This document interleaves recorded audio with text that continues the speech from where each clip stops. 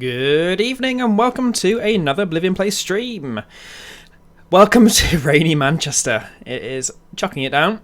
Don't know why, because it was actually pretty decent weather in Manchester today.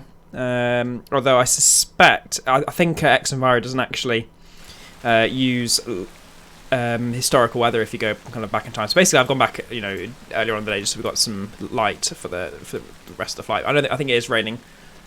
Let's have a look. Is it raining at the moment? No.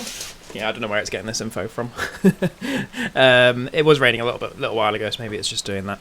Anyway, welcome back into the Flight Factor A320, and welcome to Aerosoft's Manchester scenery for X-Plane 11. Flying over to LOWI today, Innsbruck, using ORBX scenery. For some reason, the AutoGate here does not like the Flight Factor A320. I can confirm it does work because it was moving when I loaded in, and then it decided it didn't want to connect. So yeah, no ideas why that's happened, but not a problem. Let's jump into the cockpit. So first things first, let's get to the airplane loaded up. We'll get our flight plan up from PFPX and go over to the fuel page. So call the fuel truck over. Excuse me. And we are looking at a fuel load of 6.4 tons. Seems surprisingly low, actually. But, yeah, fair enough. We'll find out if we run out of fuel en route. Right, 6.4. That's pretty bang on, actually. And then passengers, so we are carrying today 177 adults and one child. The Flight Factor only goes up to 136 passengers. I think PFPX assumes that you have a full economy flight, so that's fine. And we'll just go over to our zero fuel weight. Oh, actually, before we do that, what we'll do is just go to the perf page, and zero fuel there is 53. We need another 7 tons. So we'll just make that up with cargo.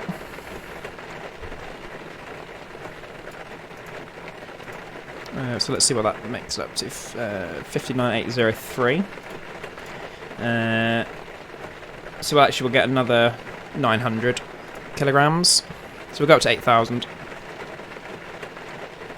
That should be pretty much bang on. Right, what's that? 6701. Yes, that's perfect. Okay, so that's us set up for the flight with our passengers and cargo. Let's get the GPU connected. And get the batteries online. And connect external power. And just zoom out a little bit so you can see what I'm doing. What we'll do is... oh, did not mean to do that. We'll get the add-ons aligning. Just wait for them to come off the battery, and then we'll go on to the next one.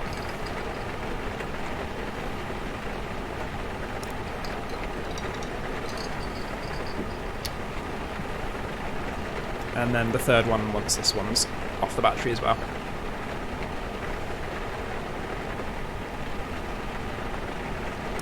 Okie dokie. So just kind of move through the rest of the kind of startup flow. So we'll get the nav light on, get the seatbelts on, get the no smoker sign on the emergency lights, get the pack to low, pack flow sorry to low, get the fuel pumps on, get the electric hydraulic pump on, and I think that's that's pretty much our overhead panel done. So we'll come down here. We'll brighten up all the screens. I don't know. I literally don't know what their thinking was. Why they just decided the little scroller does the main screen and the big one does like the weather radar. Just seems a bit backwards to me.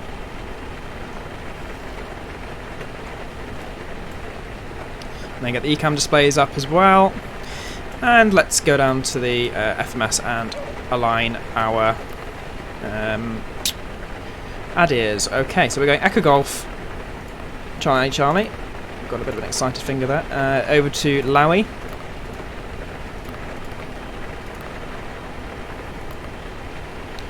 And then initialise the IRSs.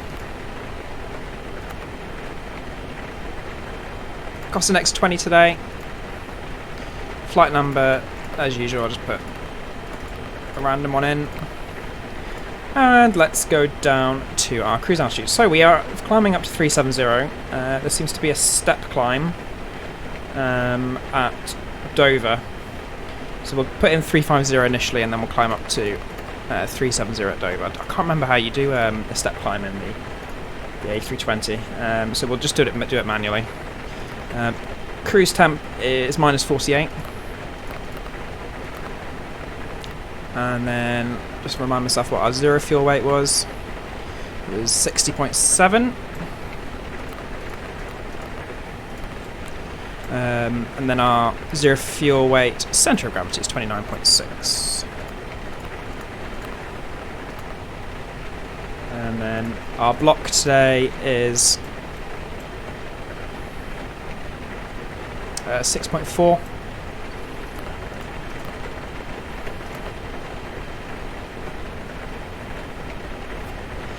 And then let's head over to the flight plan page. We'll just select our departure. Departure today, so we're going from 23 left, which is the current active at Manchester. And we're doing the list 2 Yankee departure. And then after Listo, we are going UL 612.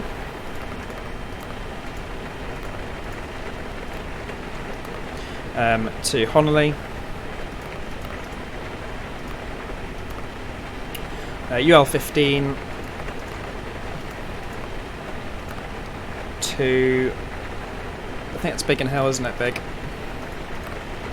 UL 9 to DVR, which is Dover, and that's where we're doing our step climb.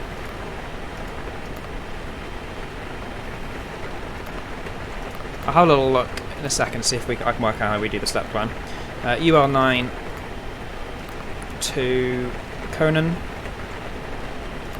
Always seem to go by Conan. I don't know if it's just PFPX loves that VOR, whether it's actually true to life. UL 6 07.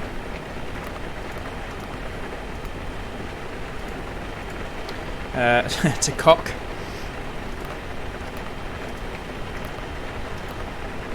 And then direct, well, so we'll insert that temporary flight plan, and then we'll go direct, once we get down to the bottom, to Pitez.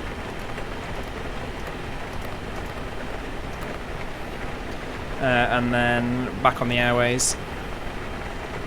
Actually, I think you can probably put it in next waypoint in there rather than going back to the main page. Anyway, Pitez UM 150.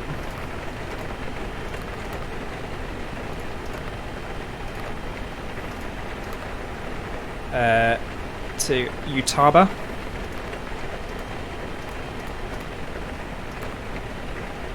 M738.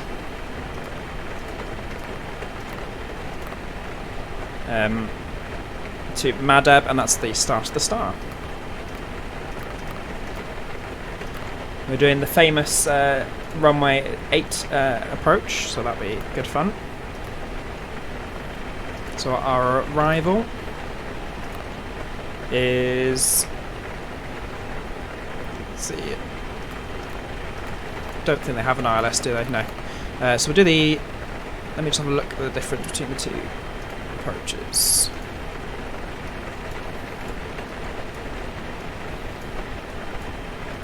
So put in LOWI, head over to the charts, go to the approach page, and then we'll have a look at the difference between the Yankee and the Zulu approach. RNAV Yankee, which is like the straight in. So we're coming from Madab, aren't we?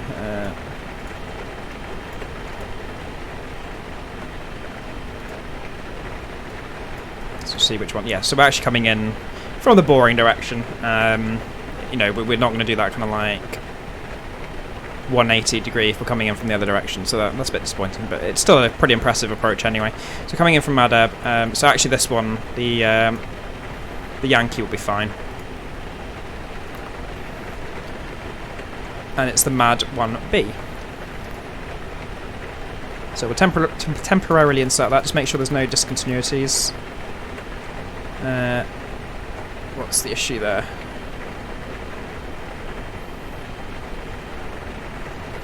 Just see if we can clear that out. Oops.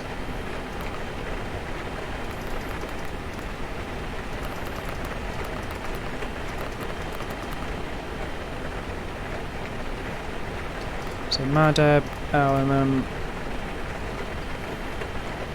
just look at it on the display. 1 second.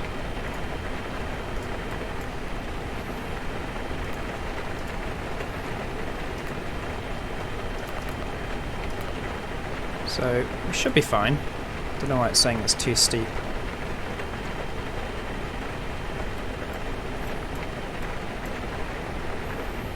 There's no doesn't look like there's any restrictions there, so I don't know why it's not able to calculate that descent path. But we'll see what happens. I imagine we'll be able to avoid that when we get a bit closer. Anyway, so let's have a look. Just work our way down the flight path. So it's all looking good.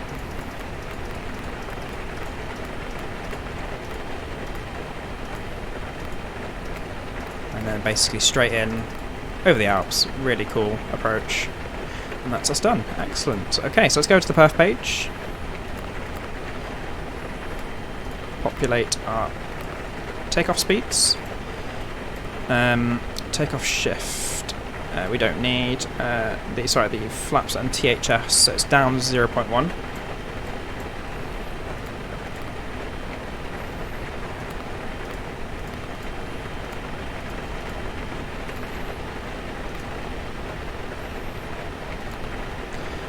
Flex temp 66.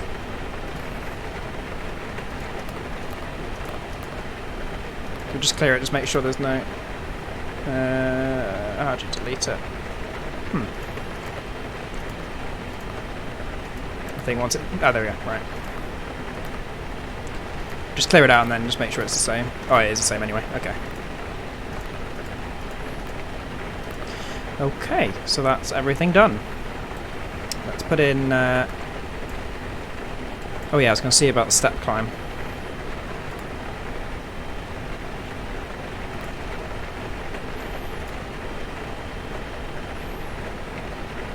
Doesn't look like you can do it there. Let's just have a look. I think it's just, rather than confusing, it's just going to be easier just to do it manually. Okay, so we'll go up to 350 initially.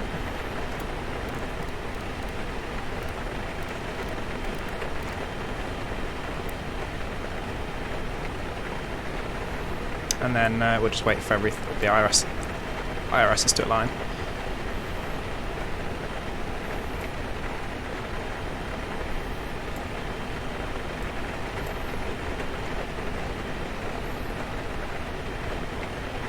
Okay, so let's head over to the checklist to make sure we've not missed anything. So all the lights and everything are as required, and we've made all the displays fully bright. Batteries are on, external power's on. ADIRs are on, and I think they're almost finished lining. Hydraulic pump is on, fuel pumps are on, engine gen's on, packs 1 and 2, bleeds and hot air are all on.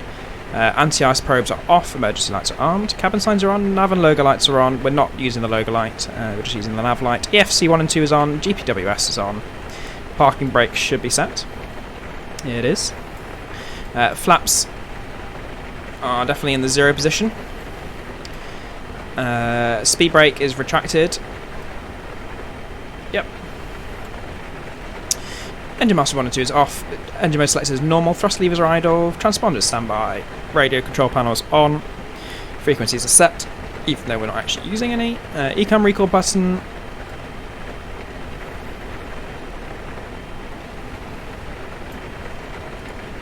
It's fine. So everything's in the green there. Landing gears down. MCD doors. And everything's open as required. Anti-skid should be on. Yep. And flight director should be on, yeah. And we've done the FMGS. Oh, we need to set the QNH. 1 second. Let's clear off these charts and come back to them when we're approaching LOWI. So just update the weather info at Manchester. So we got 8 knot wind with gusts of 20. Didn't seem that windy today, but once again, that's what the weather report is.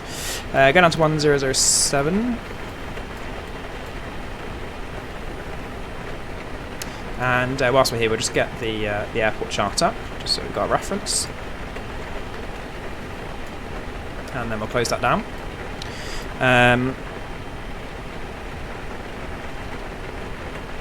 So that's all looking lovely. Are we in the managed mode yet? There we go. So everything's managed. And the rest of that's absolutely fine. So before start checklist, we will just fuel is 6.4 tons as planned. So we will disconnect the fuel truck. We'll close the door and we'll remove the cargo loader. And we'll get the beacon on. So trucks and traffic cones are removed. APU we can now start.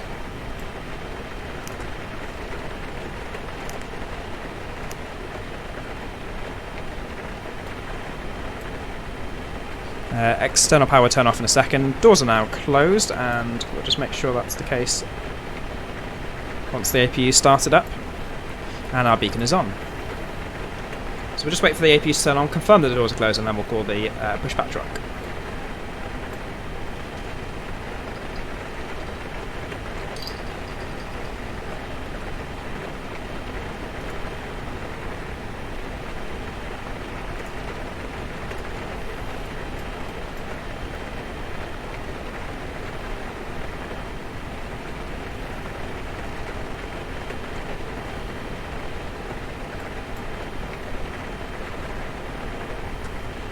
Okay, so the APU is now online, and just have the air conditioning come on. Doors are all now closed, or everything's in the green, so we can call the pushback truck and disconnect the external power. Yep, that's fine. Ground to cockpit. Plan acknowledged. Call me through the menu when you're ready. Ground to cockpit. Tow is driving up.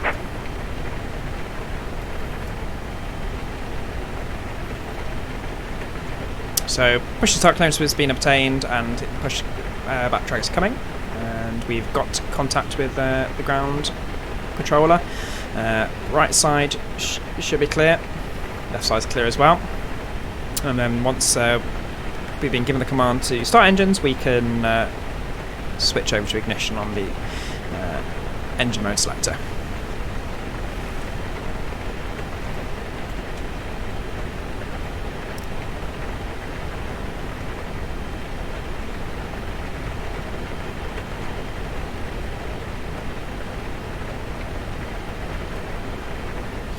So flight times today is, I think it was an hour and a half. Okay, all doors and hatches are closed, ready to connect. On yeah, so now 1 hour and 27 minutes. So actually surprisingly not that long for a European flight. Innsbruck is on the kind of the far western part of Austria, so I guess that's why it's just a little bit quicker. I don't know why there's no call-outs on takeoff for your V-speed. I swear there used to be, because I saw online somewhere that someone had basically, I mean, probably not legally, but shared basically those V-speeds so that they could be used on the tow list.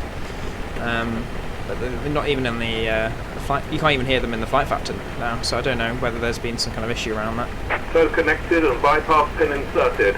Release parking brake. Okie dokie, so release the parking brake, get the engine mode selector into start position. Pushback, and you may start engines. And we'll start engine number 2.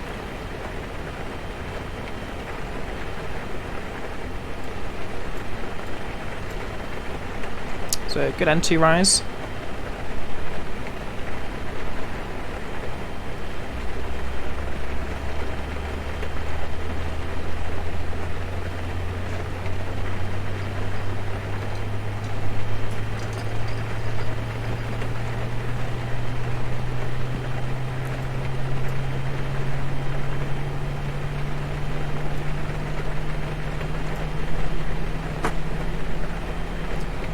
Starter cut out.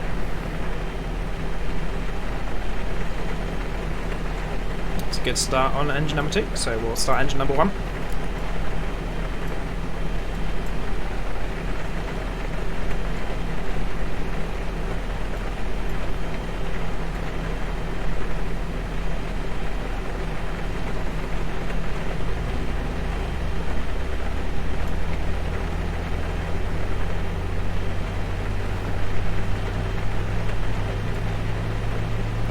It's a typical Manchester day. Miserable.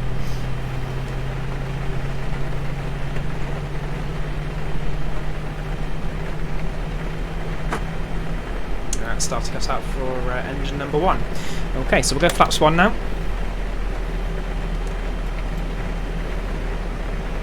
And engine mode selector to normal. And we'll do a flight controls check, so you just see. Normally it switches over automatically. I'll just make sure. Yeah, there we go. Right, yeah. Full left. Full right. Full up. Operation complete. Full Set down. parking brake. Just set the parking brake and then we'll finish that off. Full left on the rudder. Disconnecting toes. Stand by. Full right on the rudder and we'll go down 0.1 on the trim. Excellent. Okay. So what else have we got to do? So we're max on the auto brake and arm the spoilers. Once the pushback truck's moved, we will get the taxi light off. Taxi light on, sorry. So engine and wing anti-ice we will probably need. It's pretty cold. Where's the outside air temperature? Well, I know for a fact it was cold today, so we will use the engine and wing anti-ice.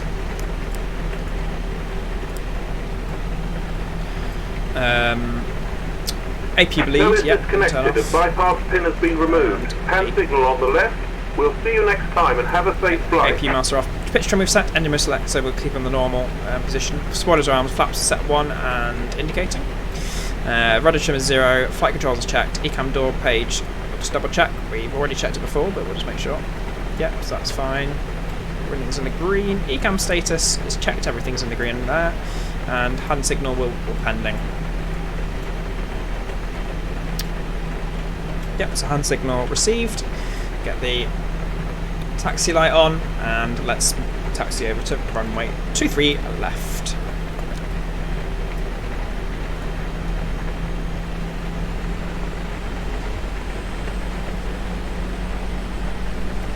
So just make sure takeoff config is okay. Yep, normal. Brake check. Brakes are good. Takeoff config, yep, and taxi light is on, so that's taxi light checklist complete.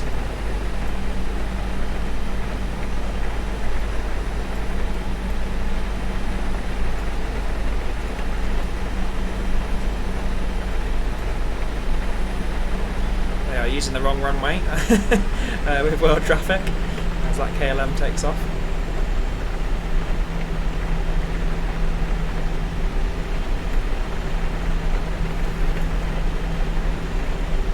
So we'll be taking the next left, going straight across runway 23 right.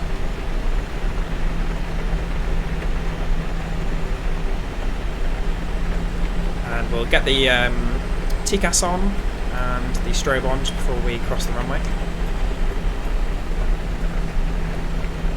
Everything's clear left and right. Get the TCAS on now just to make sure. And we'll go to TCAS above. Whoops, daisy. So we've got some traffic on the TCAS.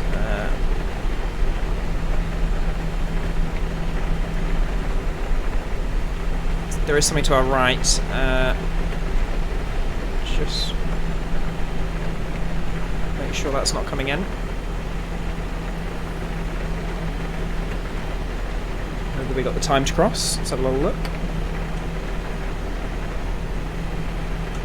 Can't see any. Oh, there is something there. Yeah, we'll wait for this guy to come in.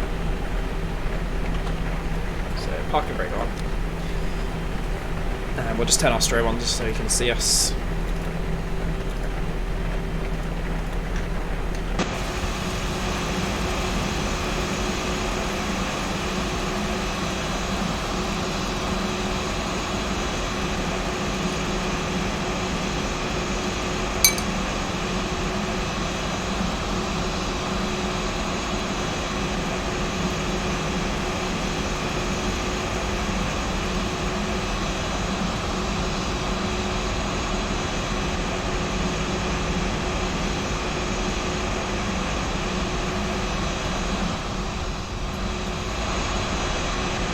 Ryanair behind us.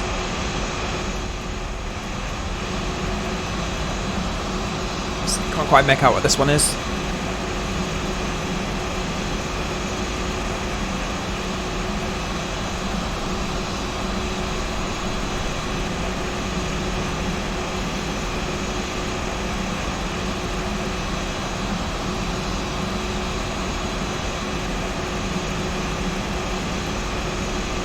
I think it's another Ryanair.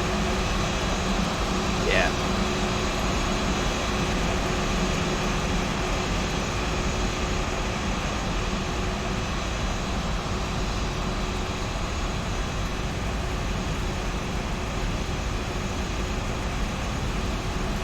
Okay, let's cross to 3 right.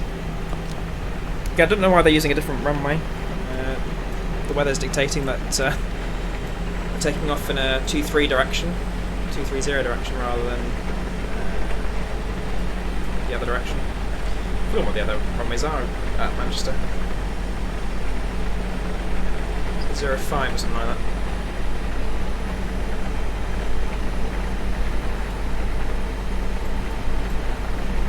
Just get the wipers onto the low. I can remember where they are. Approaching 2-3 right. In anticipation of takeoff.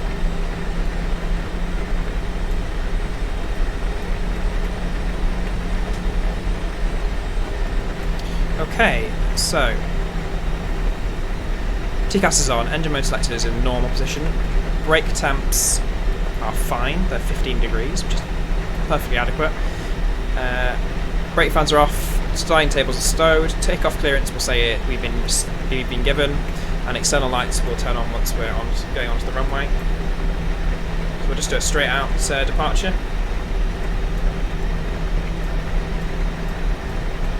No need to stop. Nothing on the TCAS. So lights on.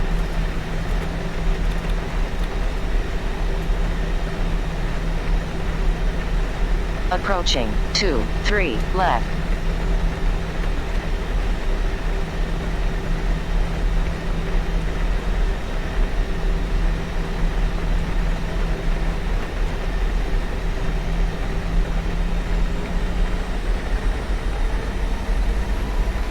Good synchronous engine power, so let's get going. On runway 2-3 left. Manflex, SRS in the green, climb and nav, and flex temps are in the blue. We're good to go.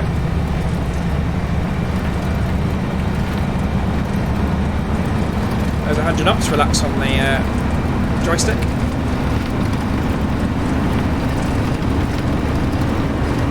V1, rotate. Positive brake, gear up.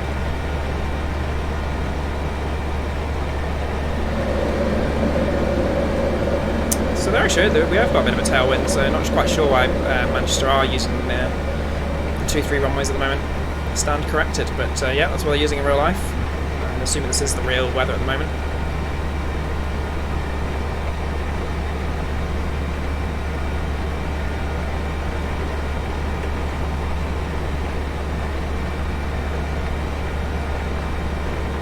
can see that little hole through the clouds.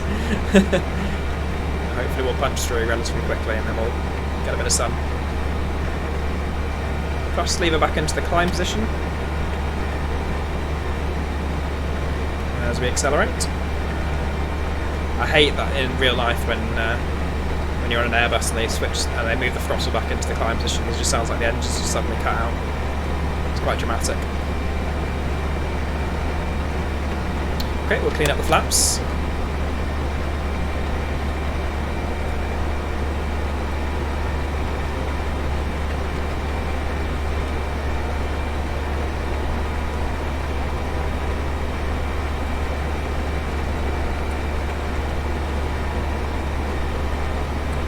Love flying Flight Factor A320.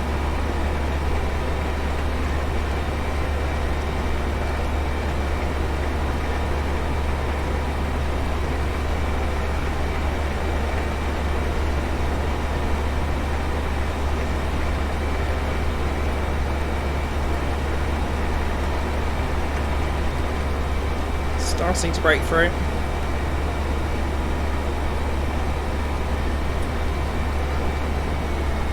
And there's our altitude constraint of 5,000. Which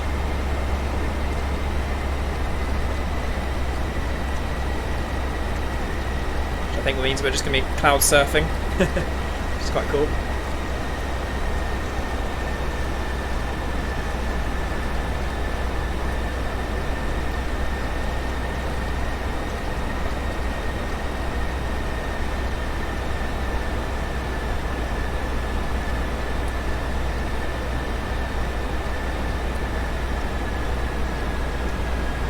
So we've got the autopilot on now. Not much fun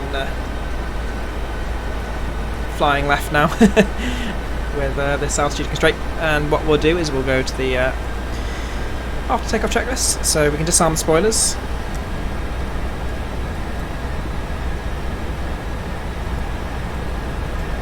Engine mode select is in normal, which is as required. We'll turn off the taxi light. Engine and wing anti-ice will keep on because we're bouncing through these clouds. Packs 1 and 2 are already on.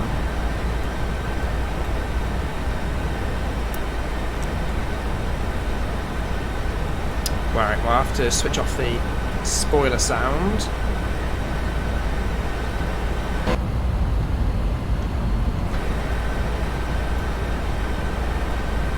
Oops, not that one. Let's be realistic. Just turn off the spoiler sound because we're getting that in the background.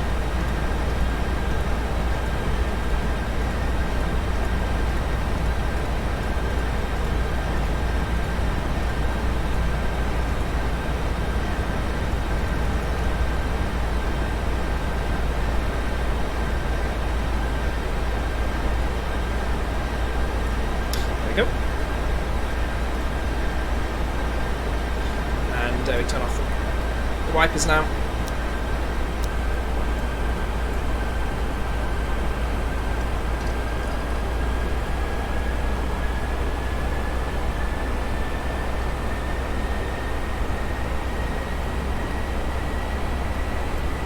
Lovely, look at that.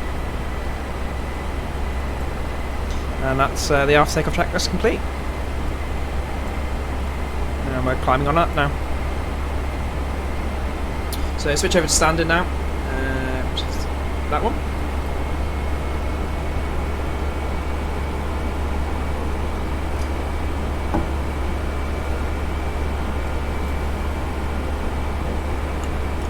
This is the advantage of volumetric clouds. Just get such a good environment.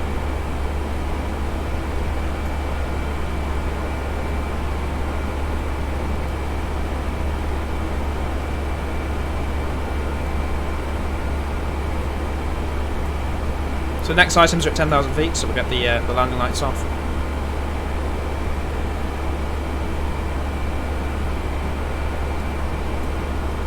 Seatbelt signs will turn off once we've stabilised a little bit, usually around about 15 or 16,000 feet. And let's have a look at the pressurisation's looking good as well. Good climb in the cabin altitude.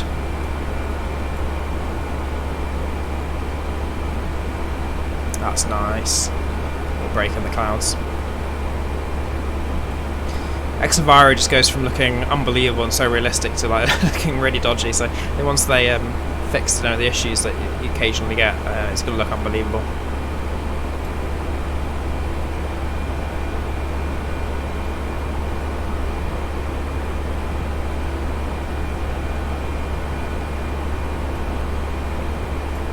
So just crossing 10,000 feet now, so we'll get the lights off.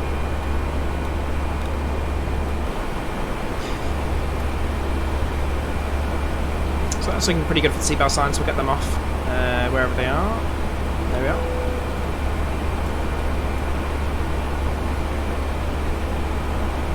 I have some sad news. SimBuddy has closed down, so we won't be using that anymore, unfortunately. So I might have a look at what the other options are.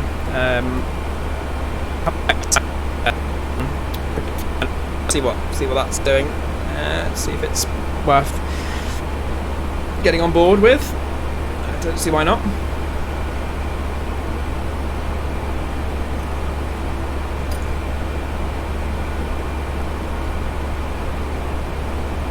The keyboard for just 2 seconds. I'll be back imminently.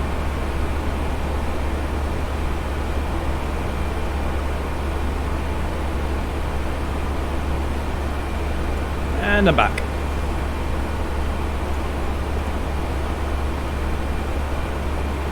Got some traffic ahead.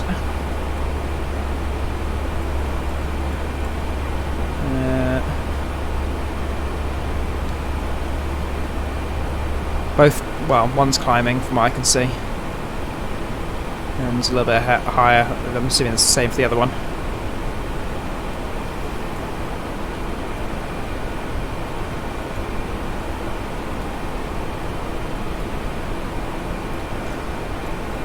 And that's all our checklist items complete. The rest is for when we're getting ready to descend again, which will be in a little while.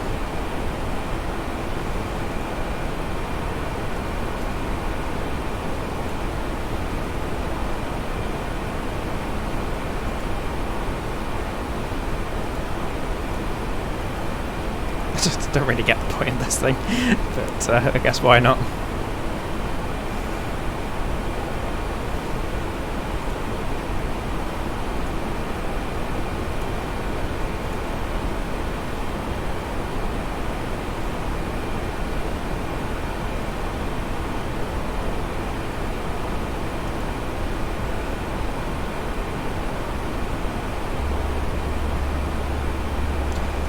Look what Flight Sim Reddit's doing. What is it? Reddit.com.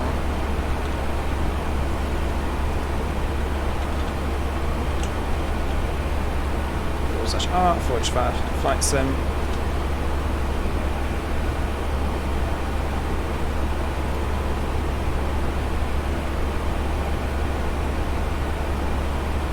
Oh. How'd you scroll? This. Oh, that's broken. That's not working. That's a shame.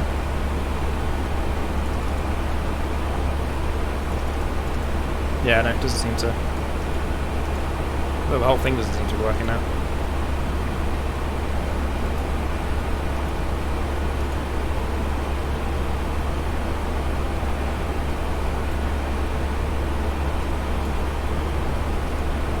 How'd you get rid of this blue thing?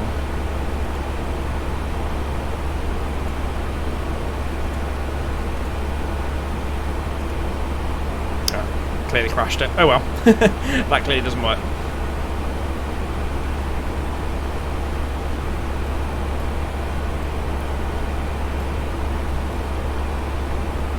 It is looking a lot nicer in the UK above the clouds than it was below the clouds, that's for sure.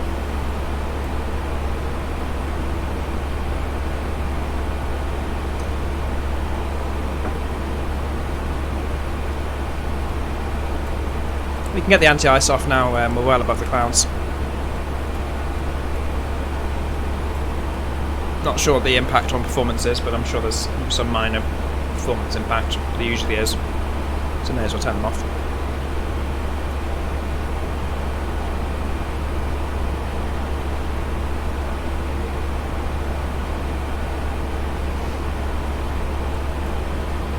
So it looks like we're going to have a quite nice tailwind, which will speed us up a little bit. Let's have a little look at our expected time of arrival. 12:38. Yeah, 12:38, and we are on 11:09. So we're looking at about an hour and a half, which is what PFPX was planning. But I suspect once we're in the cruise and we accelerate and we get that tailwind, that'll come down quite considerably.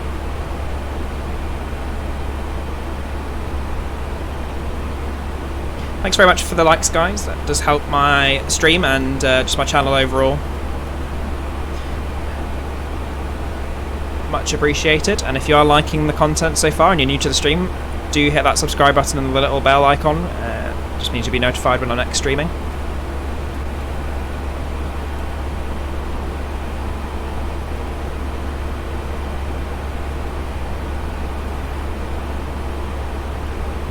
Oh, it's gone up to 45 knots already. Let's see where we are. Avitab, if you don't have it, fantastic utility. Don't know how I lived without it. So let's see where we are. I imagine we're probably, we've gone past Birmingham.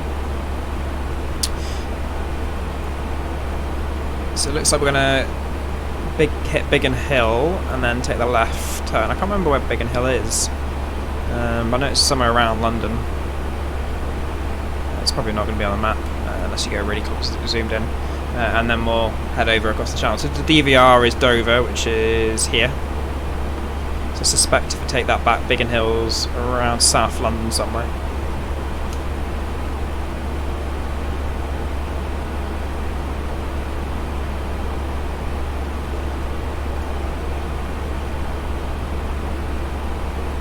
Can't see it, doesn't matter.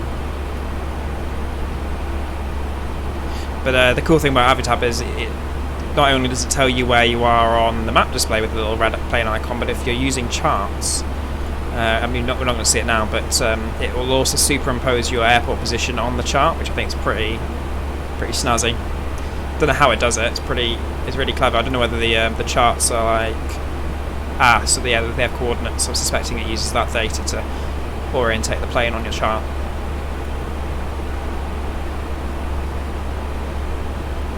So yeah, no, it's clever stuff.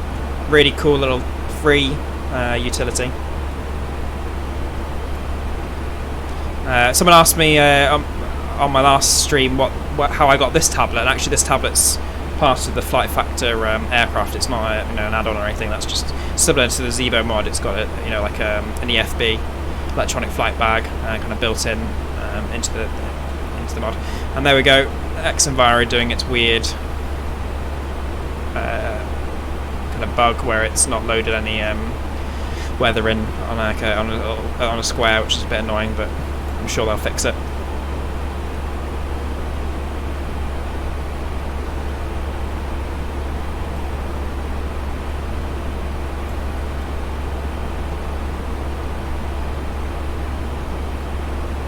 Do appreciate you guys watching.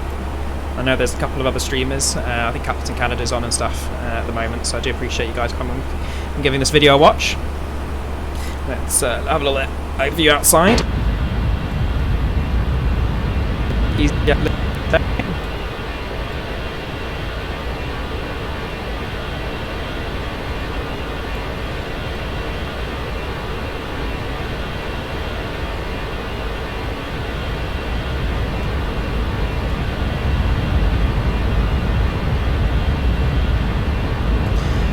Excellent. Let's go inside.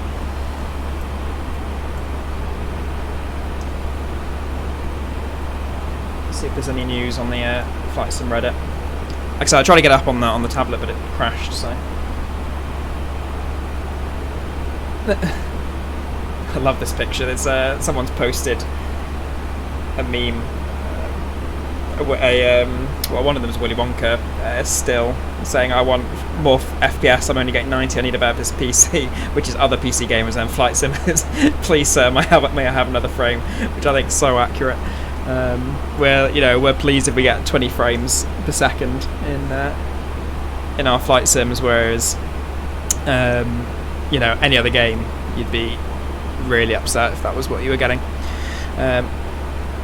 But talking of which, Tweak Utility is a great little tool to try and optimize your FPS. I'll put it in the chat in a second. It's called Fly Aggie Tweak Utility. It's freeware. Basically, it's similar to some of the add-ons you used to get for like FSX and P3D, where it dynamically manages your level of detail. So that's kind of this also level of detail bit up here, and then you can match it to a frame per second. So unfortunately, we're only getting like 17, 18 at the moment because we're flying over the UK with TrueEarth, which just kills my frames, particularly because I'm live streaming. But it does help quite considerably. So you basically, you change your settings according to what your target is. It focuses on the big killers of frames, which is water reflections and effects and road traffic. And then you can also go to atmosphere and visibility, and the max DSF also quite considerably affects your frames per second.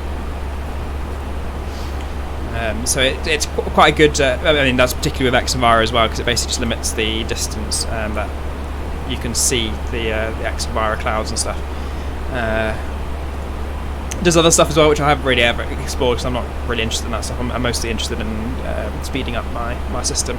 But it does things like it can simulate bird strikes, and then there's some other sound options as well. A bit like XP Realistic, you can get some additional sounds, and then it does actually it is kind of integrated with XP Realistic, so you can access that directly through, which is actually quite good because I don't like the fact that you have to get to XP Realistic the old way. You had to go through where is it? Fly with Lua and kind of go to the macros and then go all the way there, which takes quite a lot of time.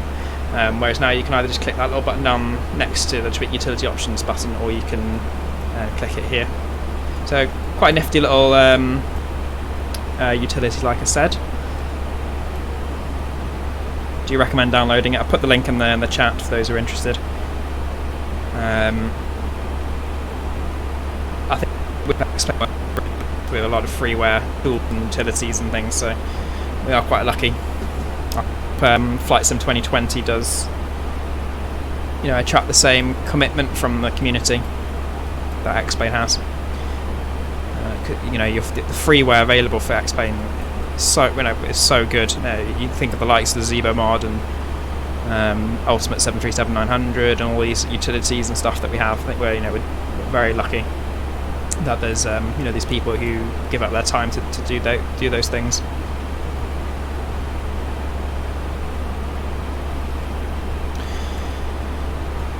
Well, we're clearly very heavy today because we're climbing at a snail's pace. There's the top of climb, because we're going to get to 350, and then by the time we hit Dover, we're going to be going back up to, was it 370?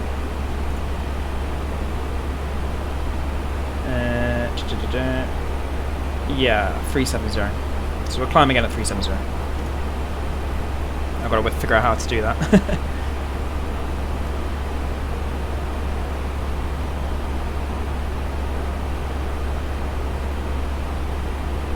Not much in the way of news in the flight sim world at the moment. Hello Jeanette Tiong, welcome to the stream, how are you doing?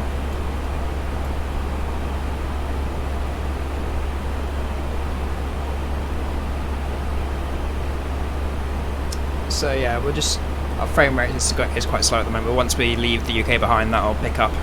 And we'll probably be hitting close to 60 frames when we're over LOWI.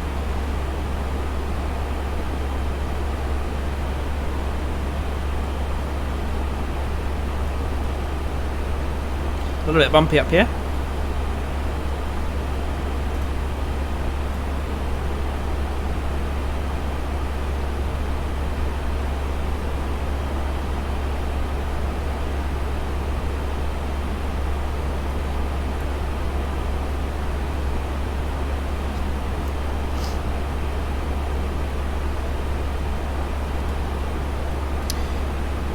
I suspect it's also because we're approaching London, which obviously is very heavy on frames and rendering and stuff. I think I'll be off to our left. What we'll do is just change our TCAS over to all now, rather than up just above.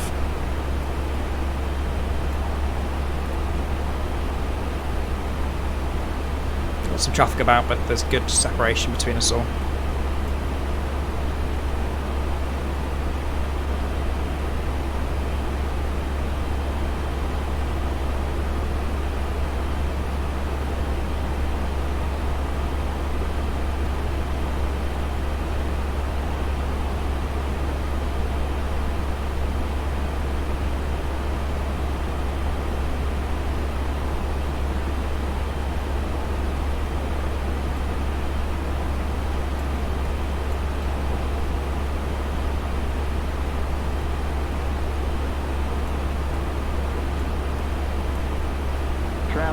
Traffic.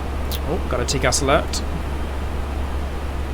So, yeah, he's 1,700 feet above us.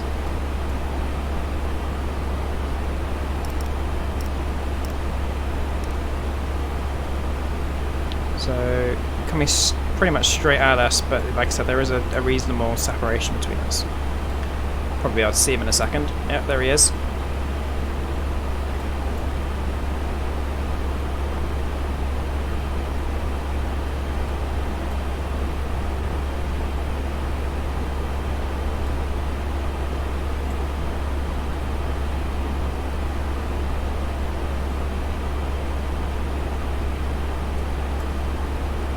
Try and keep an eye.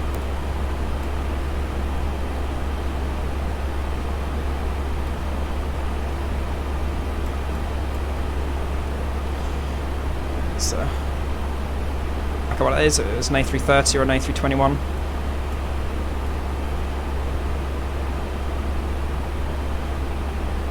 It was like an A330 to me. A Lufthansa. Probably an A321 then, actually, or even just an A320.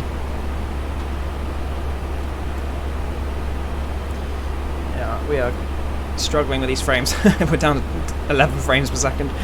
Yeah, like I said, it will all resolve and we'll be buttery smooth once we leave the UK behind.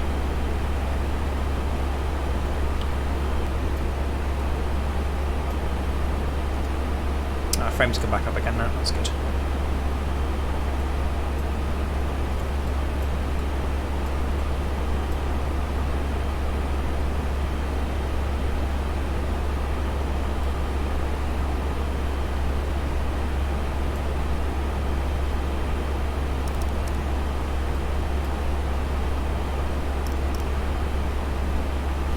Make a left turn as we head further east towards Austria.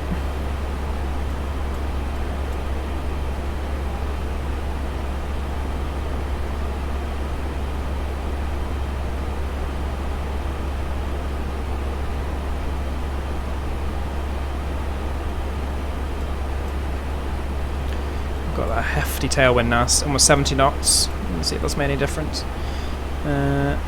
Not just yet, it's only knocked about a minute off, but like I said, we haven't quite hit our cruise altitude where obviously we'll be going a little bit faster.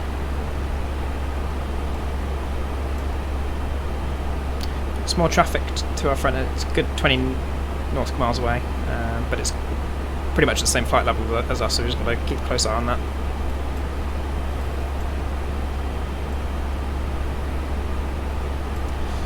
So that's the Thames below us.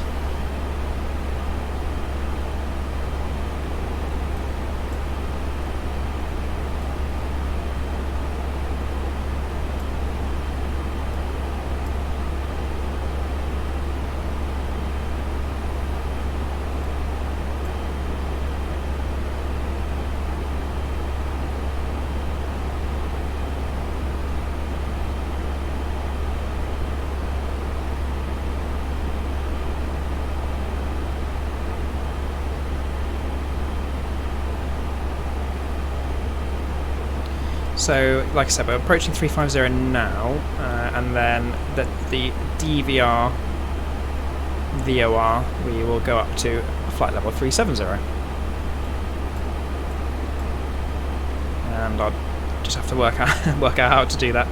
It should be relatively straightforward, but don't think I've ever done it in the A320 before, so we'll work it out.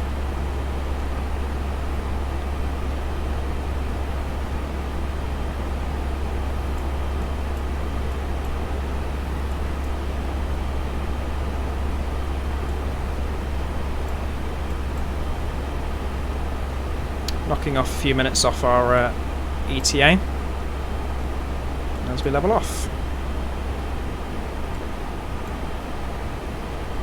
I'd imagine it's just a case of going to the perf page. Nope. Init page. I imagine you just need to change that and then change the altitude as well.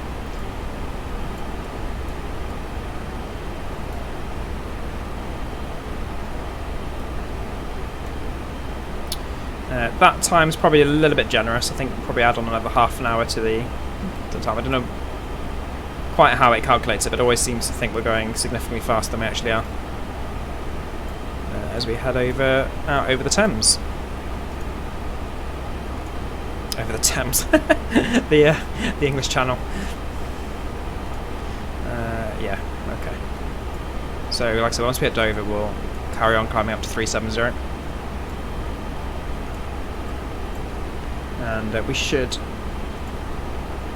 start to see improvement with our frame rate as well.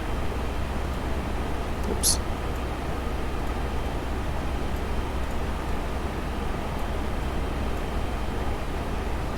Callum Disney, welcome back. Sorry you're late, no worries at all. Yeah, the nicest fillet steak ever. Oh man, you're making me jealous. Living it up in Spain, eating steak. But it is your last day tomorrow, so you will have the holiday blues, so fair enough. Go on, make me jealous. What's the what was the temperatures today like in Spain? Because it's well, it was it's coldest today in the UK, 5 degrees, and at its hottest about 11 degrees C. So I suspect you'll probably be at least doubling that.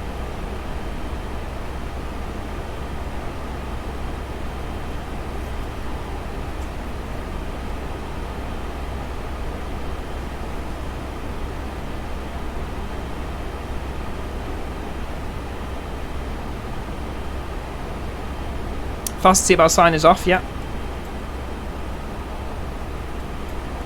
It's just the no smoking sign that's in. Sorry, the no smoking that's in the eCam.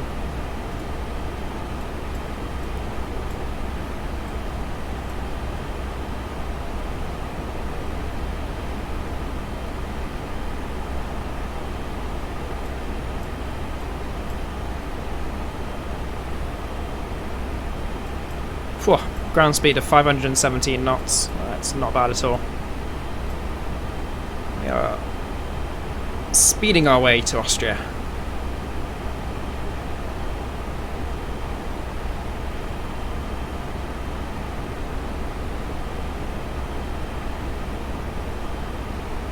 -25°C. Oh, wish I was in Spain right now.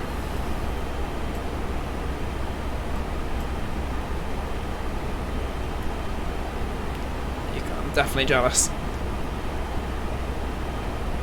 I had to have the wood burning stove on all day because it's that cold. It's like ridiculous. It's in September and now we put the heating and the wood burner on.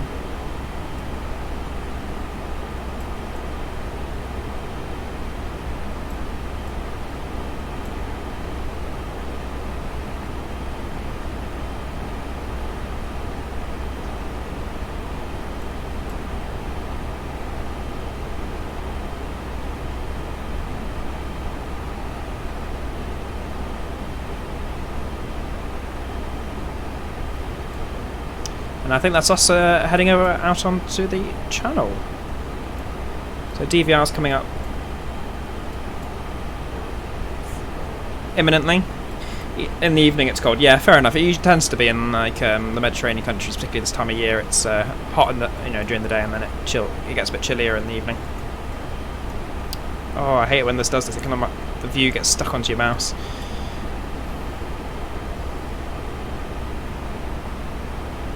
That's so when you get back, it will be freezing. I think it will, because I imagine it's even colder in Glasgow. Right, let's see what we can do with this step climb. Ah, so that's pretty simple then. You just put in your new altitude and hit the button.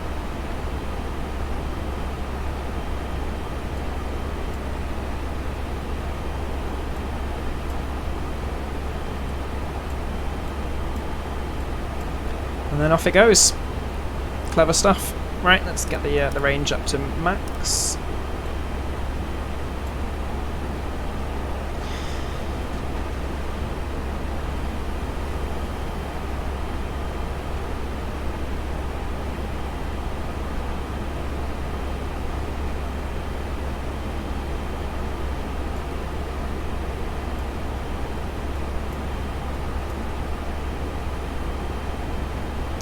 So KOK, I wonder where that is. Let's have a look, see if we can work it out. Is it Dunkirk? I've always wanted to know where the elusive cock VOR is. See, I'll Google it. Oops. Is it? It's called Coxie. It's Coxige Air Base in where is it? Is that Belgium? Yeah, I'm probably butchering that pronunciation. Coxige. So yeah, somewhere along here on the coast. Yeah, there. So that's where the VOR station is, and there's the airbase there. Coxige, yeah. Excellent. Let's see what our frame rate's doing now. It's still a little bit slow. Should start to pick up. Downloaded the ORBX scenery for Innsbruck, so that's the first time I'm flying in there. Did have a sneaky peek to get the thumbnail picture for this stream. So it did look pretty incredible. I used to have the Just Sim scenery for LOWI, but it's starting to show its age, even though they updated it. I had a look at the screenshots, and the ORBX one did look significantly better. So, I mean, even this, I think the file size says it all. It was about 6 gigabytes worth of scenery, because I think we'll see when we get closer, but what they were saying on the ORBX shop page was that they've basically almost done like a mini TrueEarth region. So I think it covers a lot of the surrounding area around Innsbruck as well, so we'll be able to check that out today. Should be pretty cool. And then obviously the airport scenery is up to the usual standard of ORBX.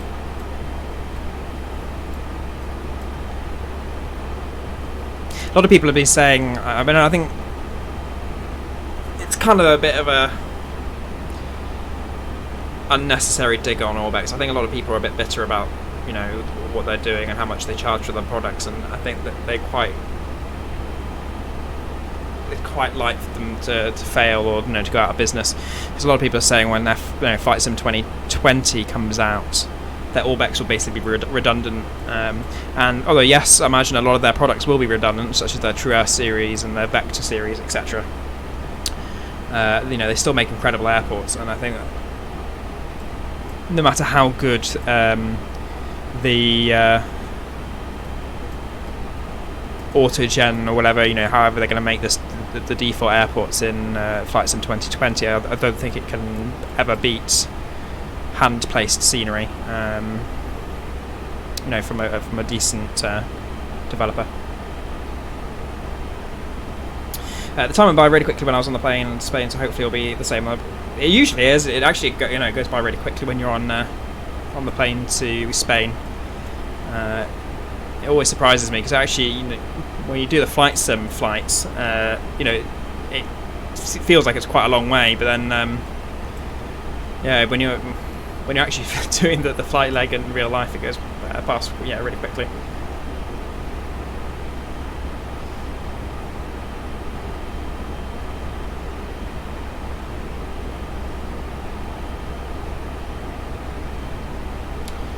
Might just change the cloud bots. It seems to be spamming the chat a bit. Just change the settings back to 10 minutes.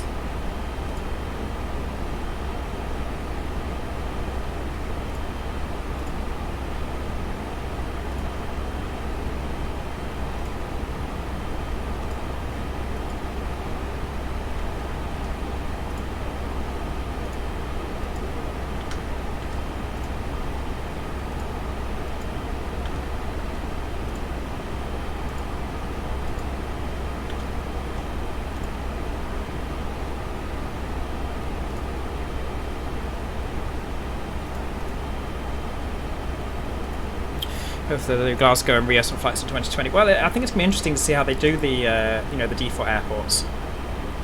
Whether they're going to do hand placed objects, or whether they'll use their autogen technology to kind of make kind of almost like auto-generated airport scenery. It'll be interesting to see what happens, but I suspect, you know, it's never, like I said, it's never going to be as good as a developer hand placing the buildings, you know, doing all the texture work and everything.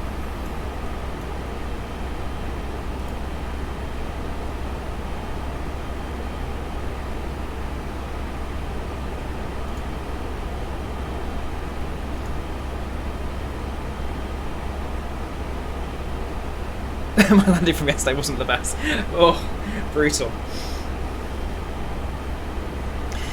It's like I said, well, first of all, it wasn't actually a long landing. I think that was a bit unfair. And I have a feeling that the landing rate was a bit skewed, because it didn't feel like a minus, what was it, minus 250 feet per was it second or minutes landing. I think that was a bit unjust. I don't know whether there seemed to be a problem with the runway not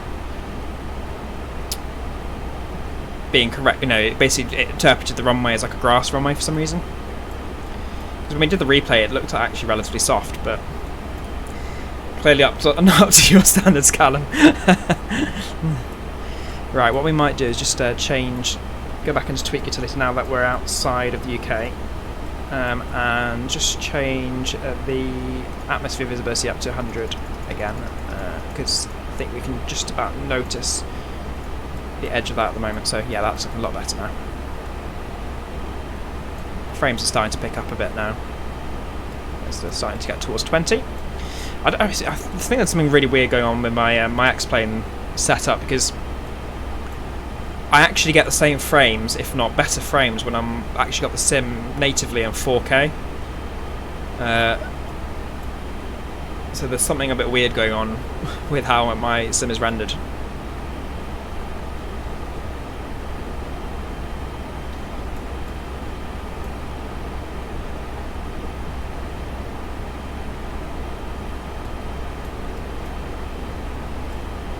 Unless it does seem to be ever since I've installed this tweak utility, so maybe it's that's screwing it up a bit. But I seem to get, even if it's overall, even if the frame rate overall is a little bit lower, it does seem to be a lot smoother with it on.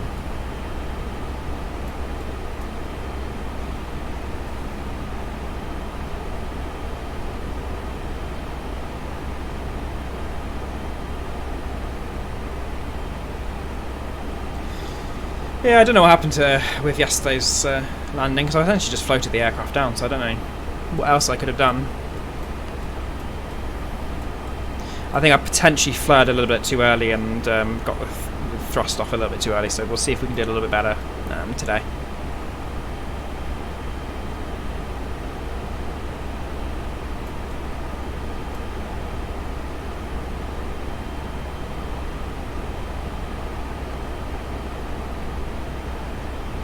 Simboy, welcome to the stream. It's Lewis, isn't it? I said this the other day, and I'm pretty sure your actual name's Lewis, isn't it?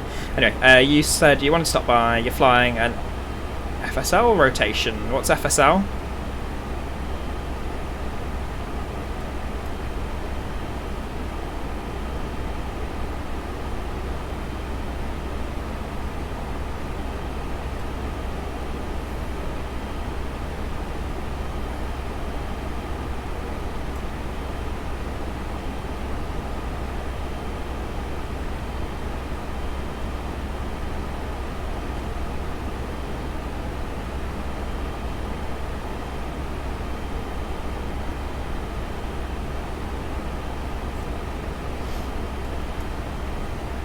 Lewis's name. I thought it was. Yeah, I thought I got that right. Didn't think my memory was playing tricks. FS Labs, lovely. Is that the A320? I left P3D before. Well, it was around about the time that FS Labs released their A320. So I never really got to check it out. But I guess the X-plane equivalent is the Flight Factor A320, which we're flying now. So I imagine they're probably pretty similar in terms of their level of detail.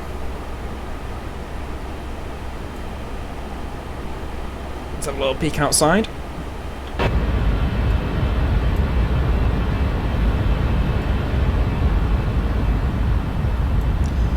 X-enviro doing some weird things over there.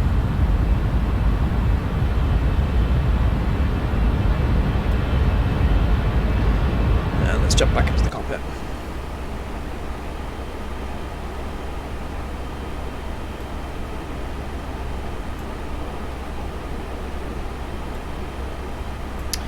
Yeah, and we're up to flight level 370. Let's just have a little look with this incredible tailwind that we've got. What our ETA is now. So we've knocked off about 5 minutes off our ETA to 12:35, which makes our... Oh, there it is. It's about an hour to go. An hour to go, so we get to Innsbruck.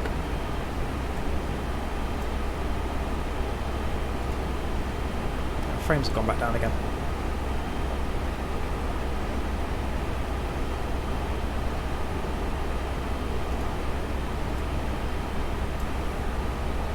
Streamed it once before. You feel free to rate your landing into Bristol in like 10 to 15 minutes. Well, let me know, and I'll have a quick look.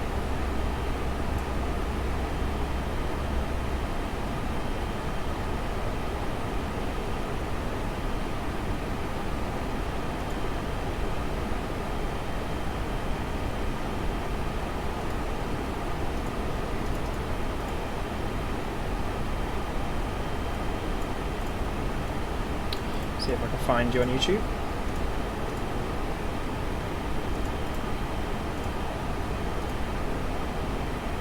Is that you? Yeah.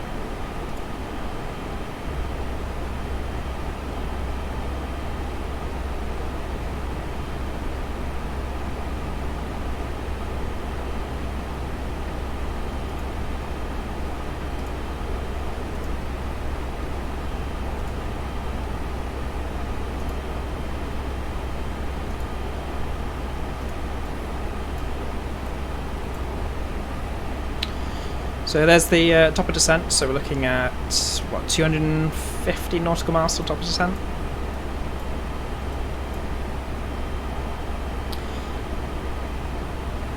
Yeah, just give me a shout when you're on final, and I'll check out your landing.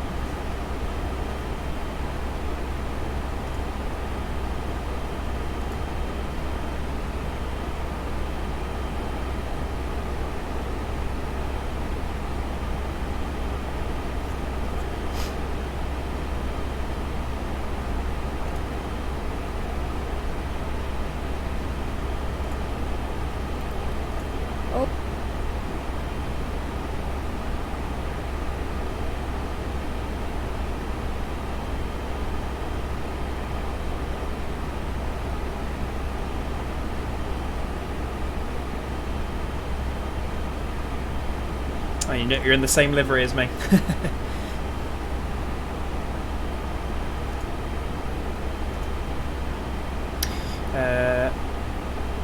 What you said earlier, don't worry, I can't buy a plane either. Yeah, don't worry about it. I'm taking it personally or anything.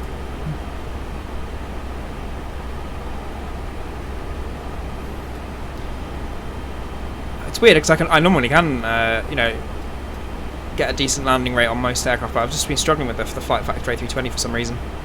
The other thing is the camera, well, the XP realistic camera that I use basically does exaggerate the touchdown effect, so it does make it look like you've landed a lot harder than you actually have.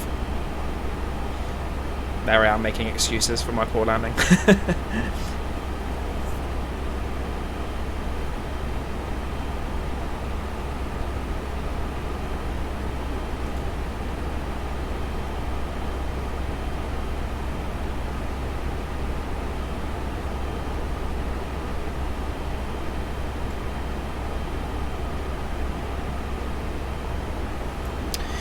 Let's see where we're at. Must be, I don't know actually where we would be. Whether it be over Germany or France. There it is, bloody hell. Where are we? Belgium. Is that Belgium or is that like Luxembourg or something? I think it's, or is it even, yeah, no, I think that's Belgium or France. What's this border though? Liege. There's Luxembourg there, so it's not Luxembourg. I'm guessing it's just a region within Brussels.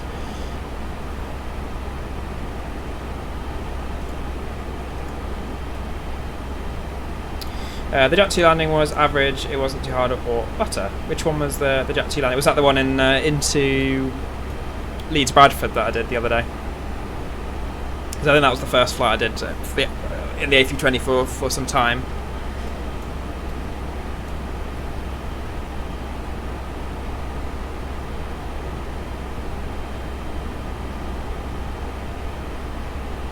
But it's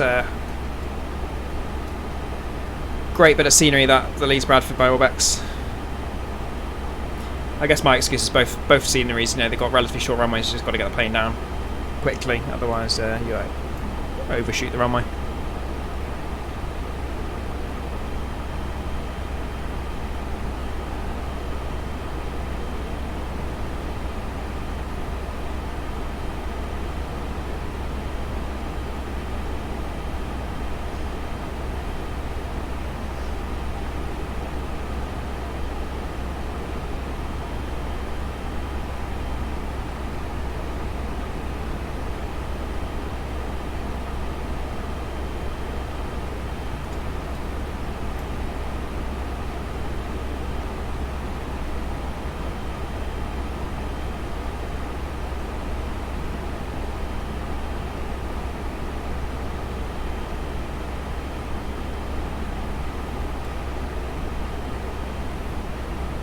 Actually, no, the Jet 2, that wasn't the A320, was it? That was XEnviro.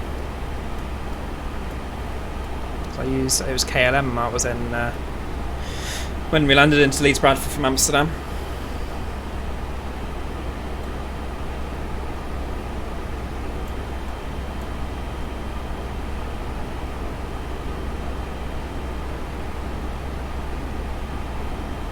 Hopefully we'll get some battery goodness on on this landing into Innsbruck. So Innsbruck's just coming into picture now on the map display. Oh, you mean the actual landing in real life, that your Jet 2 landing? Fair enough.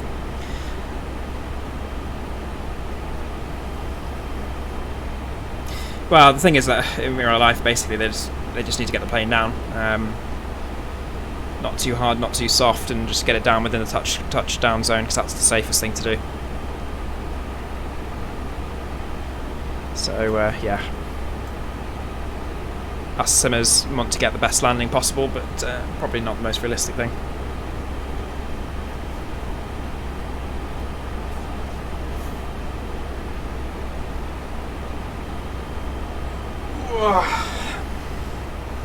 Sorry, I'm stretching.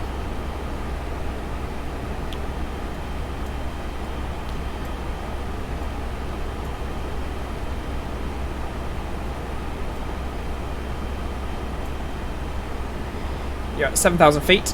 Cool. I'll open the stream back up again. Just give me one sec.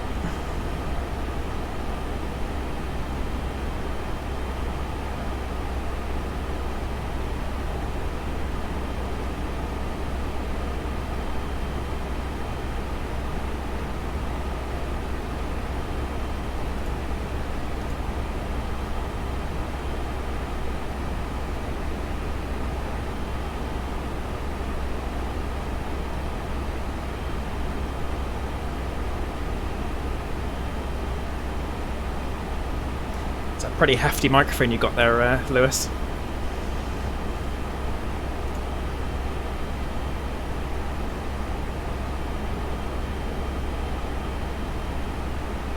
Is that when you were leaving the aircraft? Brutal. Doesn't take a compliment, does he?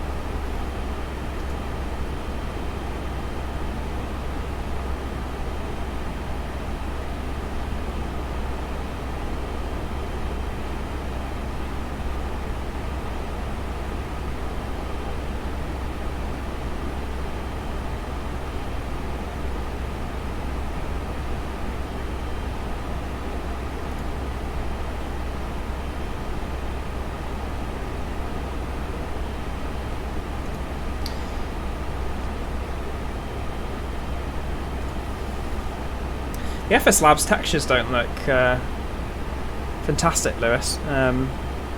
Just kind of when you compare it to the likes of the Flight Factor, it's quite interesting. I don't know whether that's just the sim or your settings or something. It's looks quite different to the Flight Factor one.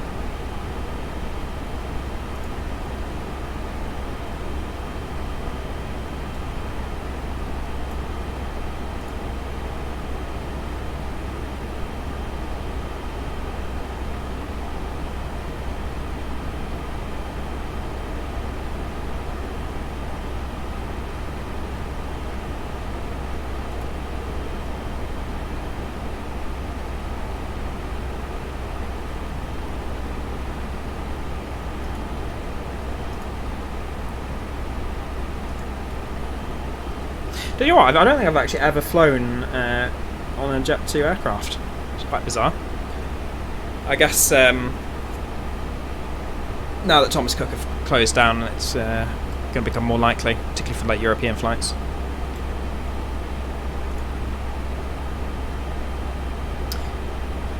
Don't worry, Liz. I've got your stream open, so I'll keep an eye on it.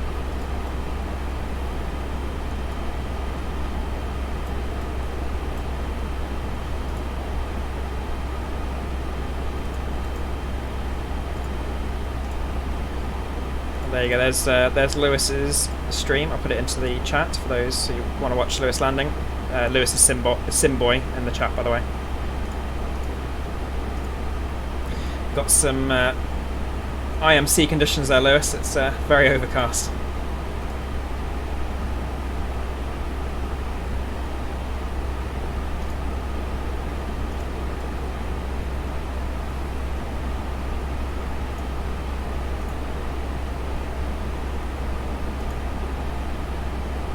Landing into Bristol.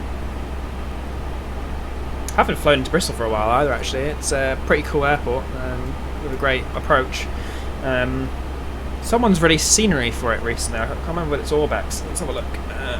Bristol scenery expo.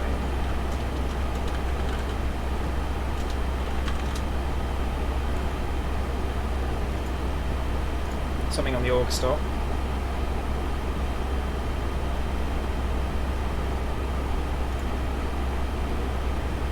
Oh, that was it, Pilot Plus, yeah, I do remember that being released. Is that the recent one though? Oh no, that one's not for sale, so it's clearly not that one.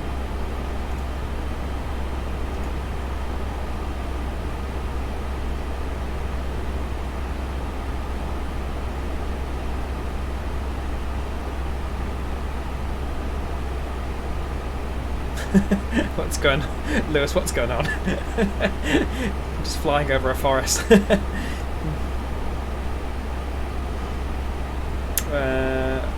Okay, well, UK 2000 released their Bristol scenery.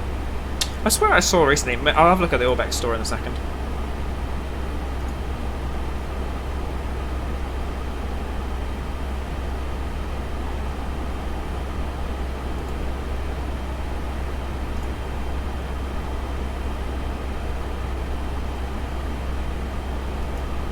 There we go, onto the runway. That's a pretty crazy approach you got going there.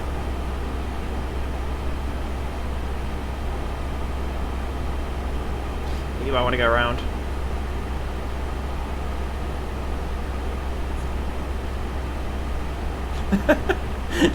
Oh wow. What a recovery. 91 feet per minute. How do you manage that? Epic.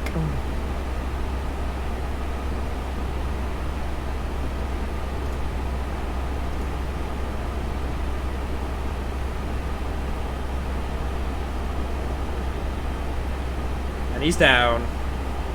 Any landing you can walk away from is a good landing, as they say.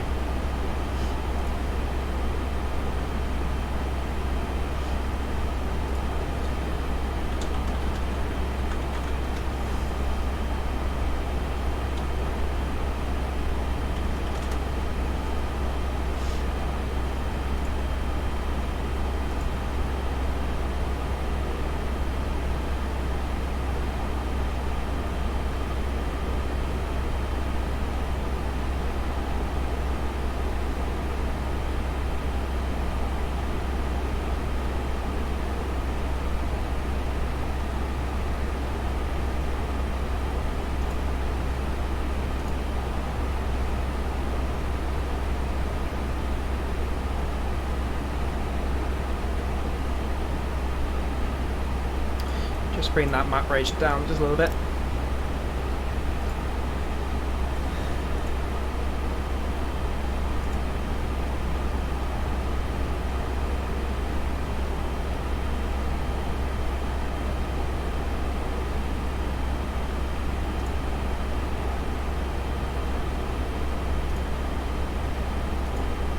Let's come to the ORBX page. I'm sure. Who was it who released the Bristol scenery? Let's have a look. X-Plane Europe, Manchester, Cardiff, Southampton, London City. Oh, we need to get the London City scenery. That would be pretty cool to fly into. There was what are they called? Just Flight released their BAA 146. I think that's going to be the first flight I do.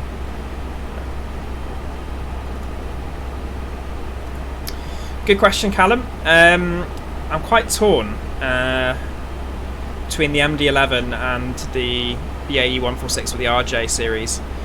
I'm going to cheat a little bit and say my favourite short haul plane is the BAE 146 and my favourite long haul plane is the MD-11. There we go.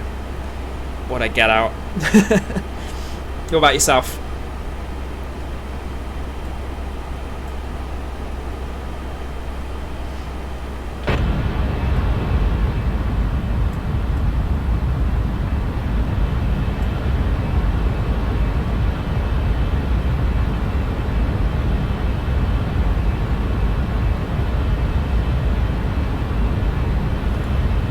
Are we still getting such rubbish frames?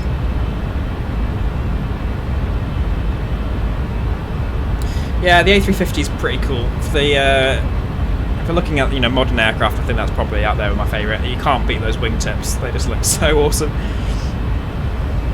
I've got a I don't know if you guys have heard of it, but there's a oh gosh, I'll just get into the cockpit so you can hear me a bit better because it's a bit loud out there. There's a website which basically lets you manage like a virtual airline. It's called Airline Sim. It's airlinesim.aero, A-E-R-O, and my long haul fleet are pretty much made up of A350s, so they're pretty cool. Mike Smith, welcome back. Haven't seen you in a little while. How are you doing, mate?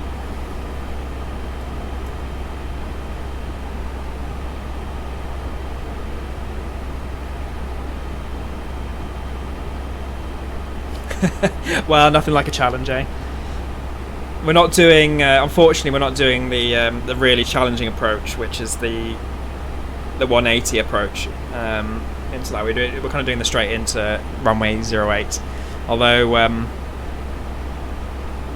if I manage to nail this one, maybe next stream we'll do the more challenging one. Got to build it up slowly, I guess.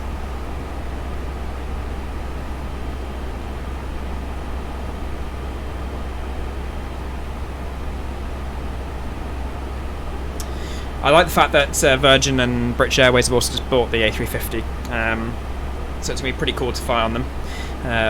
787 is a bit disappointing now. I've flown on them a few times and it's not all that exciting anymore. Whereas I'm quite looking forward to having a go at the A350. Right, I'll get you that link for Airline Sim because it's pretty damn good. Very, very in depth. Sorry, Mike. It's not for X-Plane at all. It's actually just like a browser game. You just manage your own airline, and but it's really in depth. Simulation of running your own airline. I don't know if actually that link will work for you guys, whether that's specific to mine. But anyway, you can get to. I think you'll be able to get to the home page through there. You do have to pay for it, but it's not massively expensive.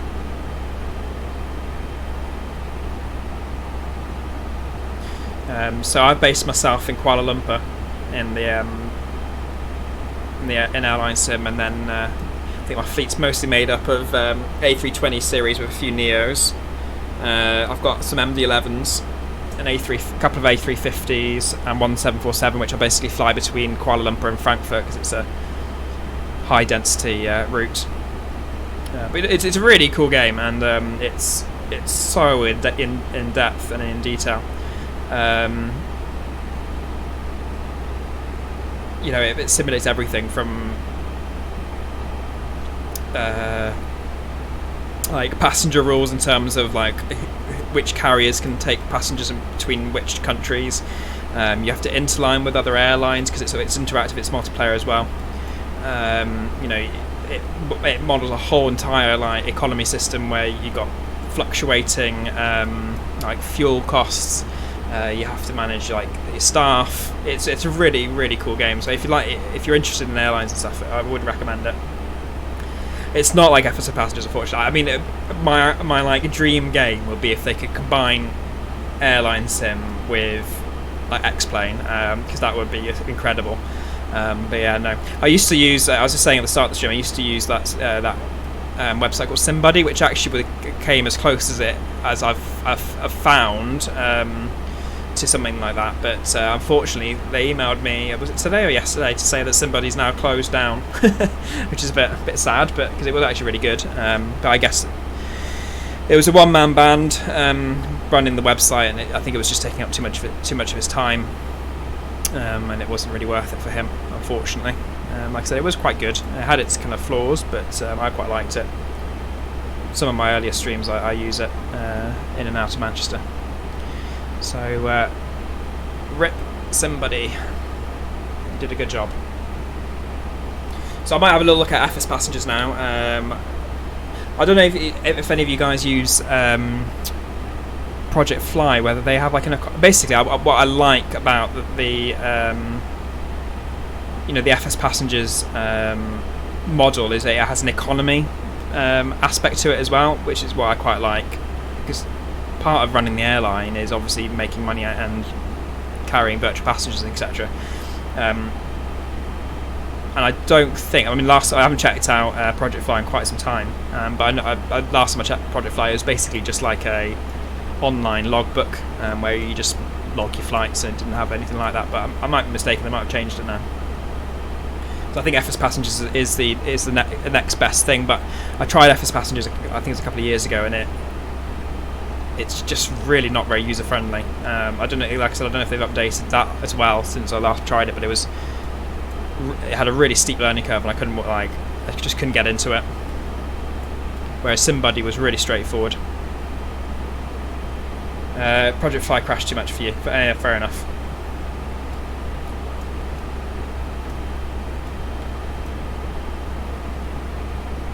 What was it? It was crashing your sim, or the website was crashing?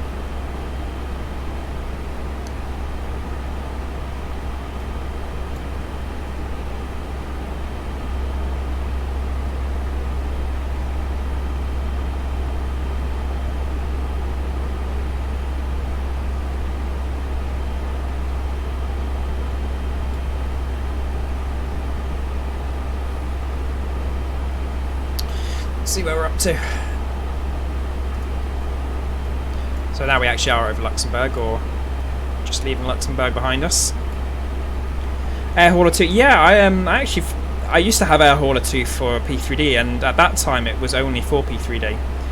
And I actually looked at it the other day because I was just on the Just Flight website, and saw that actually they've released it for X-Plane as well. So I don't know whether I've got it, because I bought Air Hauler 2, so I don't know whether that includes the X-Plane version, or whether I'm going to buy it again. But yeah, I'm going to check that out, because that actually was quite fun. Project Fly would freeze, and then you've got a CTD out. Ah, fair enough. It's pretty bad that the Project Fly is causing your Sims crash.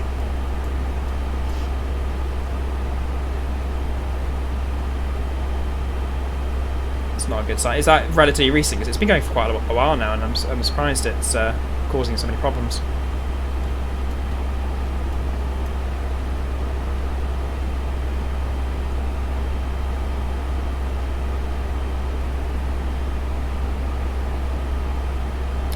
£30 from Steam. I'll have a look and see whether the version. I suspect not, because it is two separate. When I looked, it was two separate versions, one for X-Plane and one for P3D. But I'll just see if there's a discount or something that I can get Air Hauler for X-Plane. Because, like I said, it was quite fun. It wasn't. it wasn't quite as in depth. Well, I said I tried it about 3 years ago when I was using P3D. I don't know whether they've updated and added some features, but I did find SimBuddy a little bit more in depth in terms of keeping the passengers happy in flight. But we'll give it a go because, like I said, it was good fun. I like to have some kind of element on top of like just flying from A to B. I like to have something to work towards, if you get what I mean. You know, where you've got kind of like a purpose to your flights, and that's basically what those we're doing. You got to do some trucking on ETS2. You'll miss the landing, but you'll play it back later. No worries at all. Thanks for popping in, Mike. I'll see you next time. Enjoy your trucking.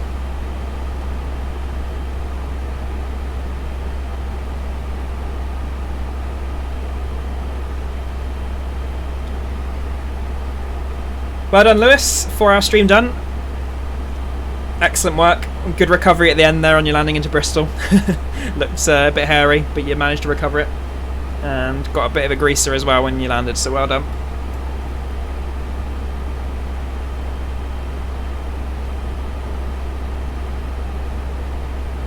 I don't know if you heard me, but I was saying on my stream that I should fly into Bristol again. It's a good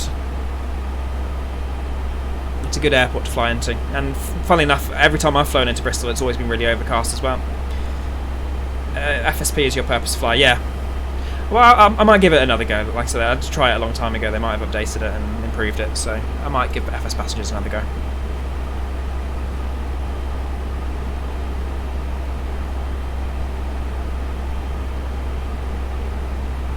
Where were you flying from, Lewis? I saw you flew into Bristol. Where are you coming from?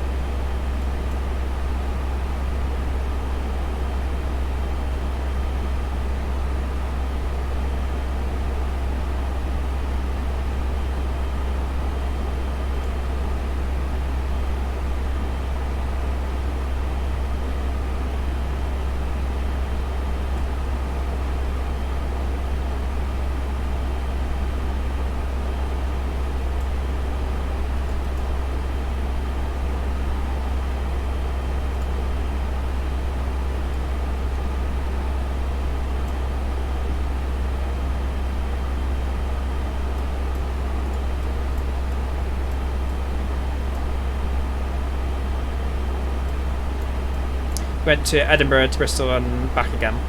Or should I say Bristol to Edinburgh and then back to Bristol again. Fair enough, that sounds good.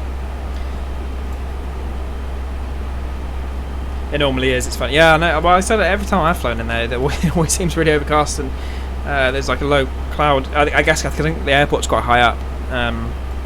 So the cloud base is always really low in comparison to the ground. So it's always a case that you pop out of the clouds and then suddenly there's the runway.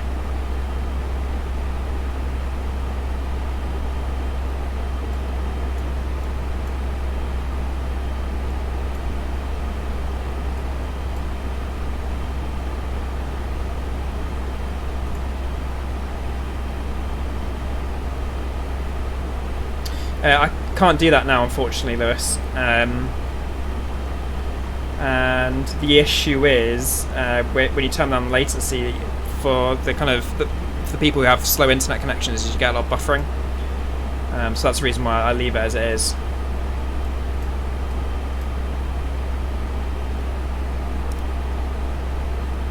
So 160 nautical miles to go. Let's have a look at our ETA. 12:30. So. About half an hour to go, and we'll be landing into Innsbruck.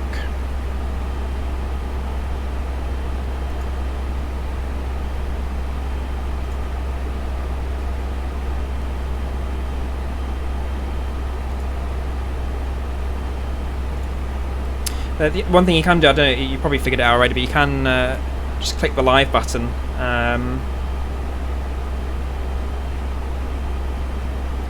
Sometimes when you're watching a stream and it buffers, you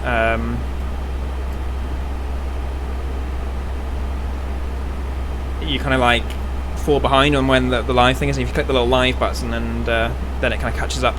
Sub count went up to 51. No worries at all. Just sharing the love.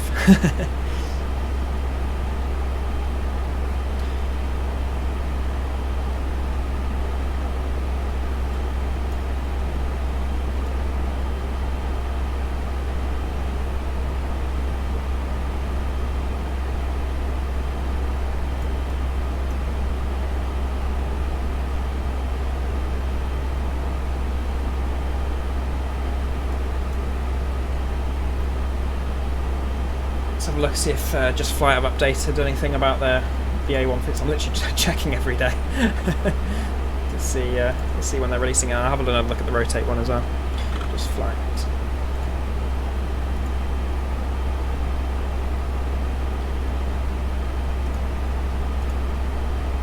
So I know their traffic add-ons are going to be released imminently. I think it's going to be released after Cosford this weekend, so that's quite exciting.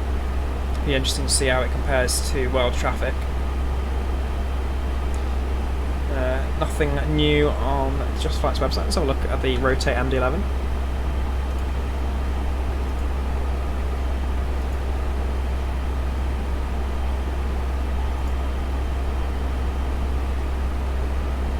Nope, nothing new there. And lastly, let's have a look at PMDG, because PMDG were going to make a big announcement, but they've taken 2 or 3 weeks to make that announcement. So I just like to keep an eye on things, see if they're going to be releasing something for X-Plane.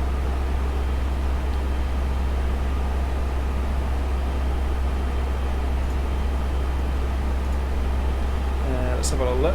Doesn't look like, nope, nothing new on their Facebook page. We'll just go to the forum because sometimes they do post things before they post on their Facebook. General discussions, news and announcements. Nothing new. They're such teasers. I mean, like on 14th of September they posted that like some big announcement was going to be released, and they did the same on Facebook, and then nada since.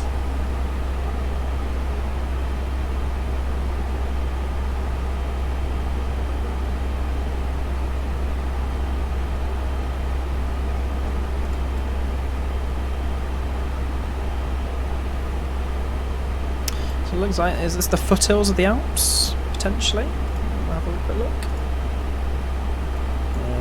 Where are we? There we are.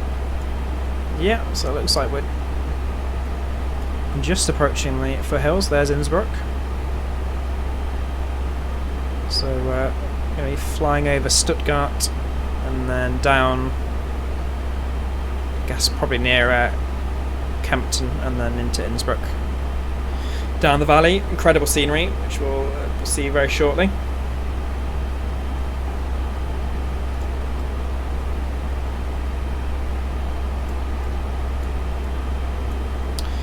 Our tank fuels are transferred, so we're burning through that fuel.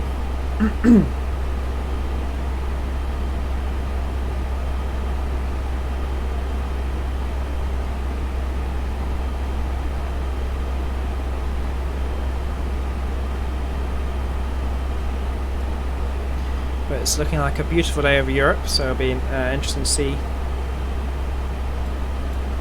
how it looks at Innsbruck. When I said just a little bit earlier, when I was testing out the scenery, making sure everything was working, there was some low-level cloud in the valley where Innsbruck is, which made it look really impressive. So hopefully we'll get a bit of that as well. Makes it that a little bit more challenging as well.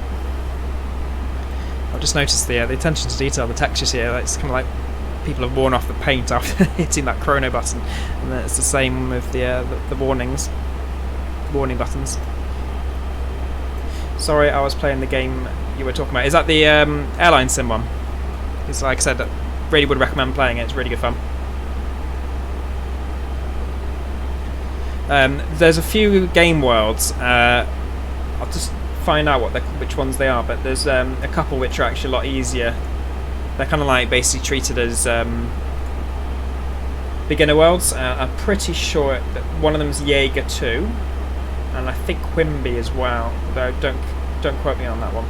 I know Jaeger definitely is like a beginner's world, because it makes a big difference. Because otherwise it's really difficult, particularly if you start in a game world that's been going on for quite a long time. Because then there's loads of people who are really well established, and it can make it very difficult unless you go to unless you start in an airport that's not very busy. It's a pretty steep learning curve, but once you kind of get into it, it's really good. And they've got like a wiki which basically gives you like a introduction on how it all works and stuff.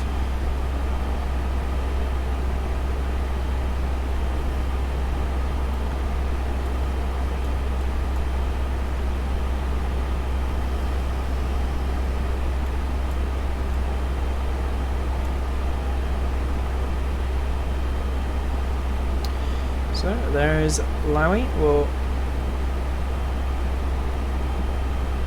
Actually, we'll leave the map display as it is for now. When it gets a little bit closer to 80, we'll go down, and then it'll be a little bit more detailed. We'll have to put the terrain radar on for sure when we're descending, just see if it picks up anything. I said this yesterday. I don't know quite what's going on with the terrain radar on the Flight Factor. I don't know if this is actually what it's like in real life, where it's just got a very small window of actual image, or whether it's just a kind of a shortcoming of the Flight Factor A320. Because I would have thought in the real thing it would generate because I don't think it's like a radar. It's like stored data on like what the elevations are throughout the world. So I don't know if this is actually realistic or whether this is just a limitation of the Flight Factor. But when we get a little bit closer and we get lower down, we'll put it back on again.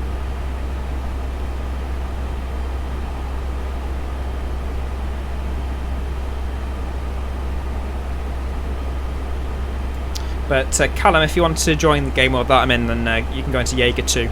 So that's the one I'm in. But don't be disheartened if you know, it doesn't work. If your airline doesn't work the first time, it sometimes takes a couple of goes to to work out how the game works and what's the best strategy and stuff. And it can be quite frustrating because it basically runs in real time, so it's a very, very slow game.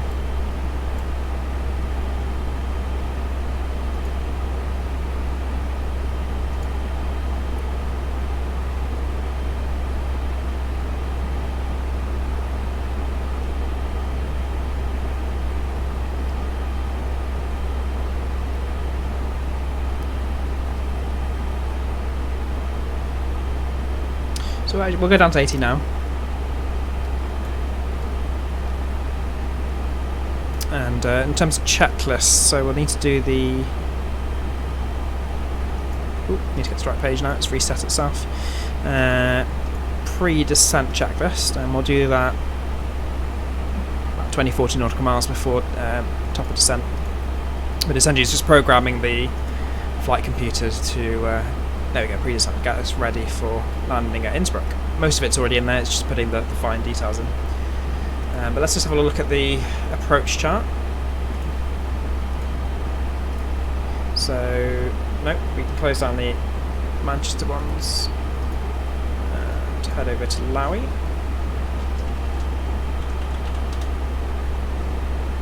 Just refresh that, so let's have a little look. So, only a 2-knot wind, so lovely and calm.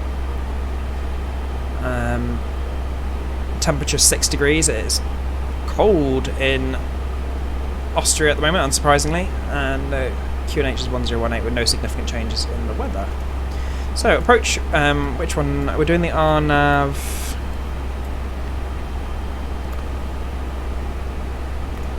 Which one was it?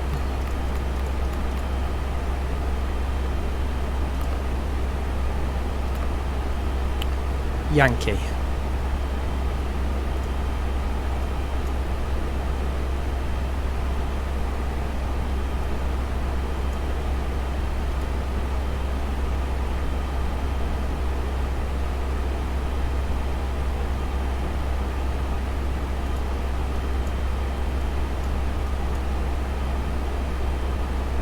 Look how high up those decision heights are. That's crazy.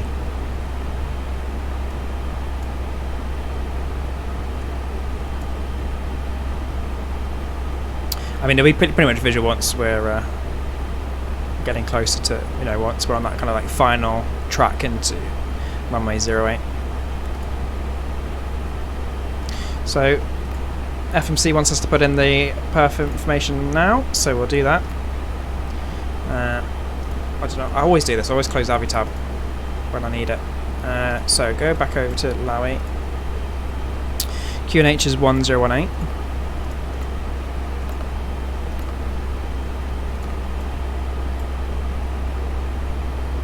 How did that happen? Don't remember clicking that, that's done by accident. So it's 06 is the temperature. Wind is 260 at 2 knots.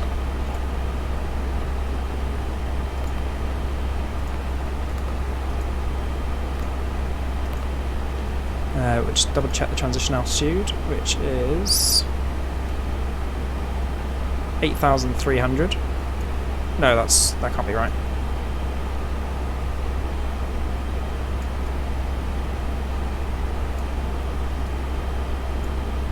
Yeah, let me just get a different chart, see if we can figure it out. Special localizer DM East. What's this? Oh no, this isn't the transition altitude by ATC. Fair enough. So we'll just leave it as it is then.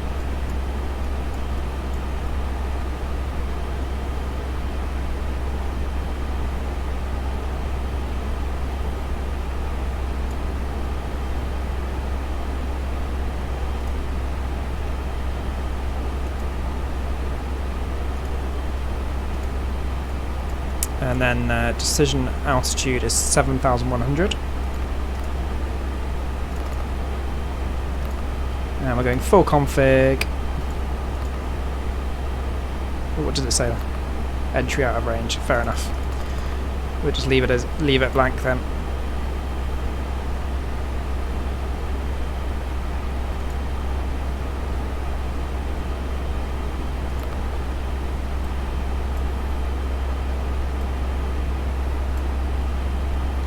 As we head to Batub, there's our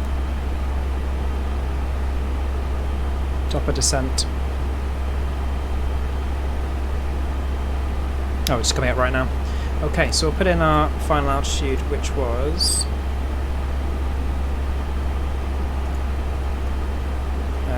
13,000.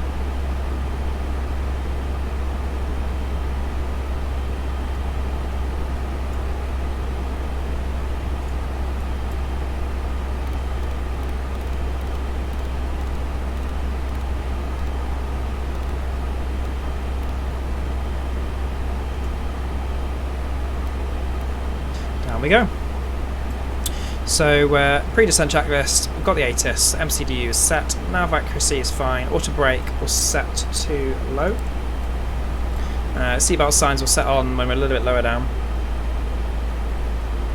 And anti-ice, I don't think we'll need it, but if we start getting through some cloud, we'll turn it on.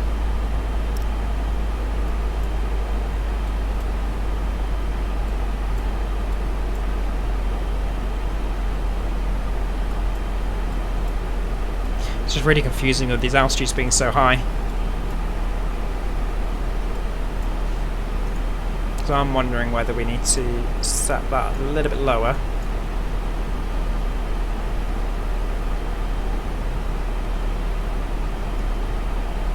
Or whether the RNAV will take us down at that point. It's difficult to say.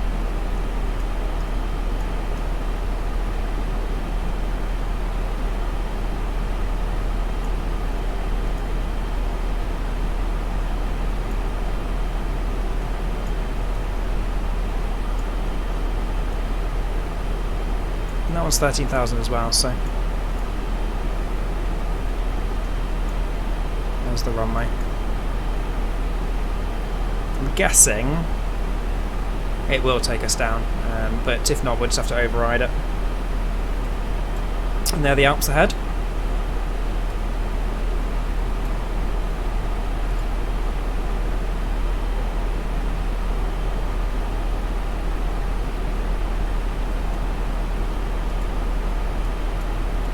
I think next stream I might traffic. Right, we've got traffic ahead. Let's have a look. Just to our 1 o'clock. I might actually try my native resolution at 4K. Bizarrely, I get better frames in 4K than I do in 1080p.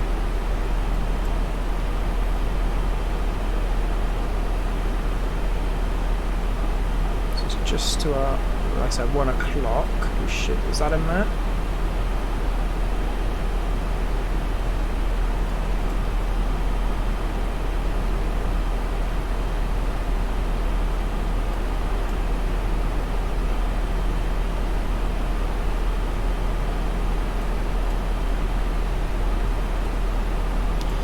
He's below us by about, no, there he is, 300 feet, so that's in there.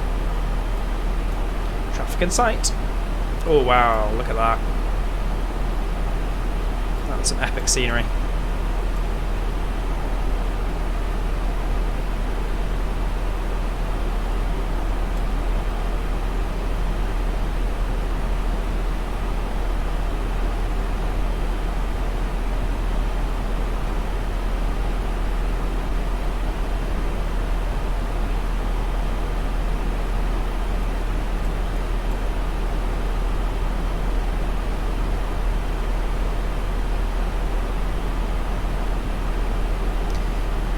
Looking nice.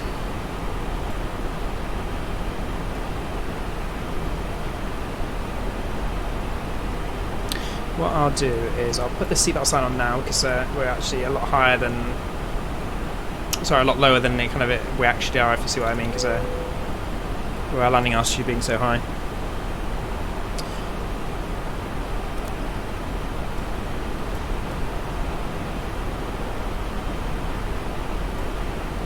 And I'll just put the correct altimeter in.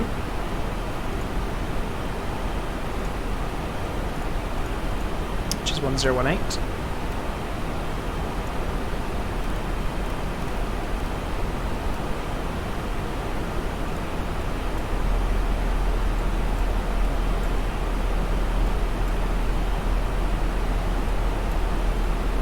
So I don't think there's actually any ortho on these mountains, but I think what comes with the ORBX LOWI is this mesh, which is incredible.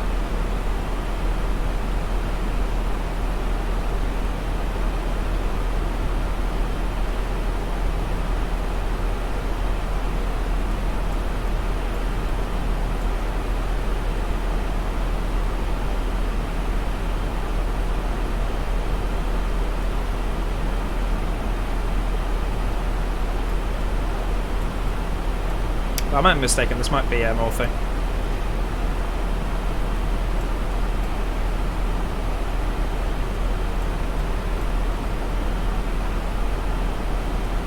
So what we'll do is we'll get the landing system on and our constraints on.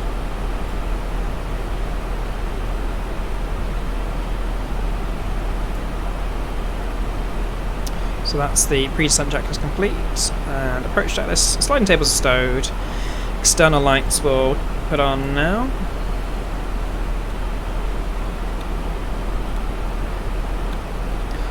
You'll stick to Aeroflight FS 2019. What's that?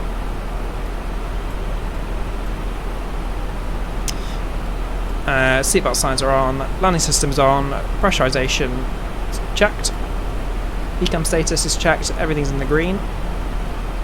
So we're good for now, and next element will be our landing checklist.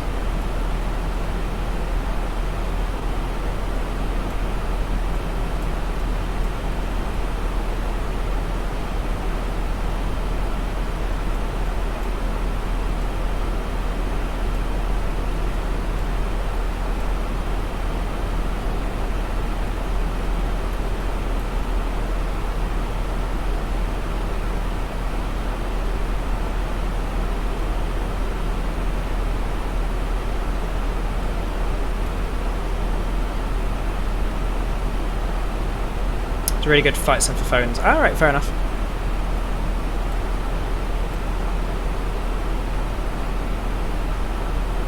I think you mentioned that last time, didn't you? So, I believe this is the valley that we're going to head down, and then Innsbruck's just kind of around this corner.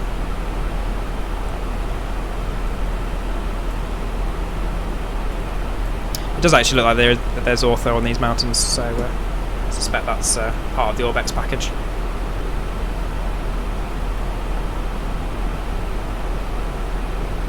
Okay, so we'll arm the spoilers.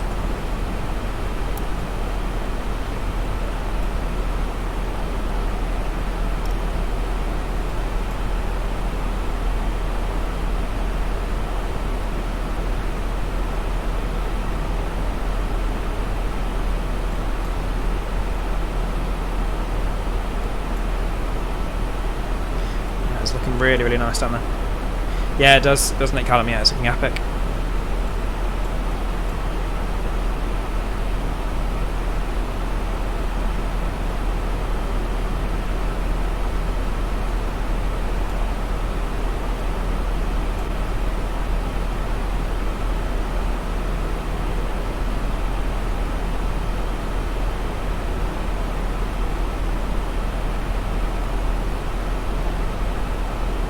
Can't beat the approach into Innsbruck.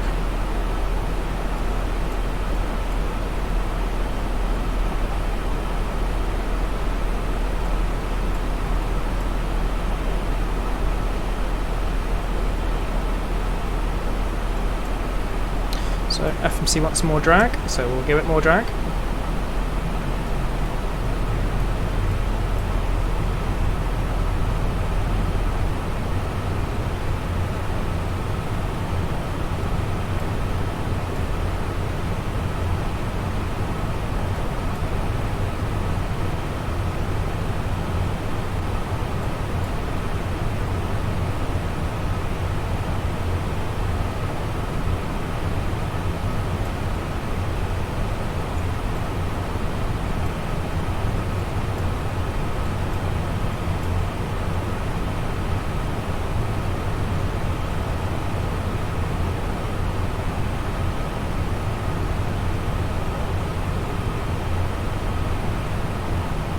Pretty rapid descent.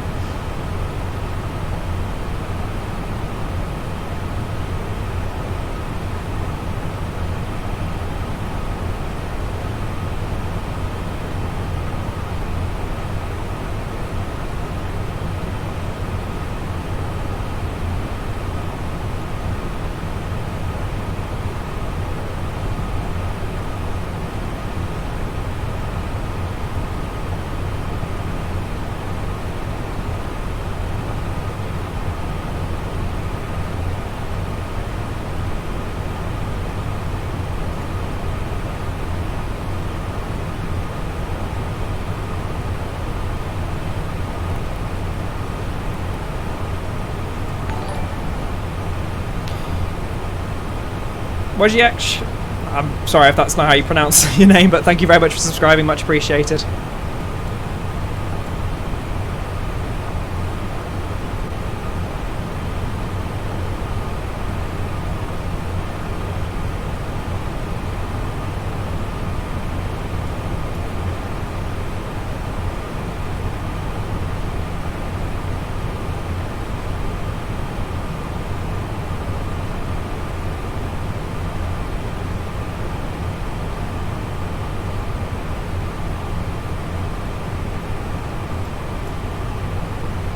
Thank you very much for subscribing. Do appreciate it, and welcome to the stream.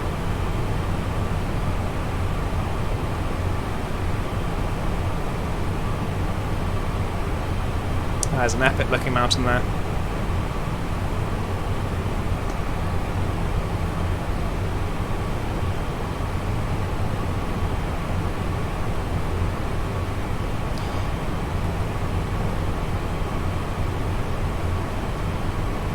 You're watching EasyJet inside the car. Yeah, I watched that episode. Yeah, it's really good. I'm getting the impression we're a little bit too high and we might need to go around. So what we'll do is we'll actually go around and then do the epic approach if we have to. But we'll see what happens. I didn't see the more drag indicator until quite late, so that was my fault.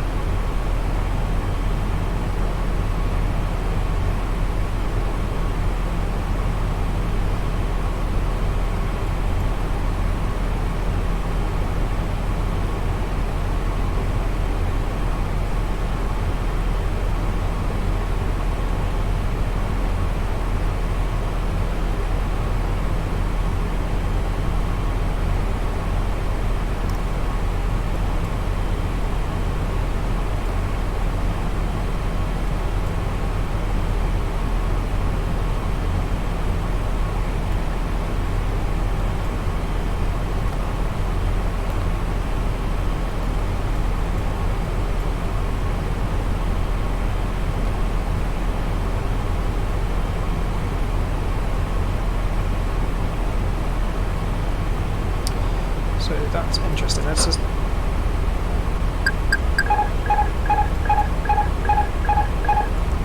So that's interesting. It seems like delete the rest of the flight plan because it was too steep. So what we'll do is we'll kind of essentially fly manual now.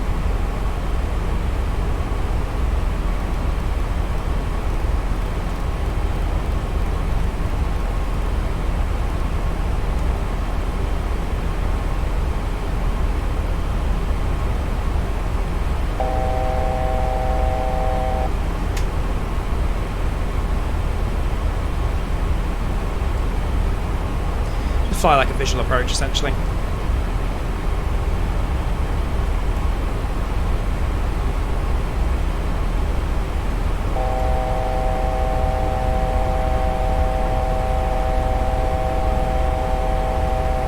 So what we'll do is we'll go past Innsbruck and then do a backtrack and then do the visual into runway 08.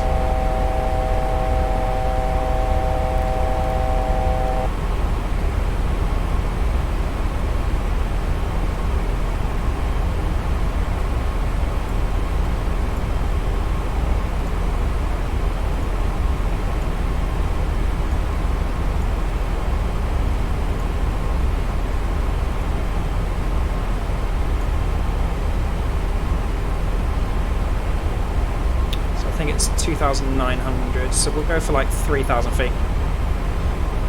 You really want to go on a Virgin Atlantic A350? Yeah, me too. Right, we'll get rid of the speed brake now and arm it. So there's Innsbruck below us.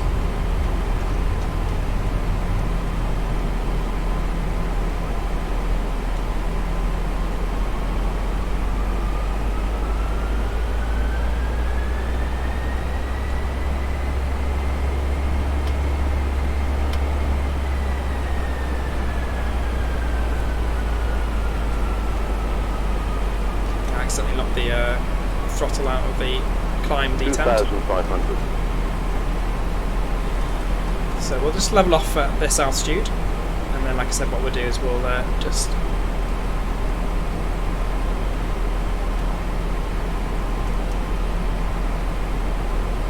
go around in a second.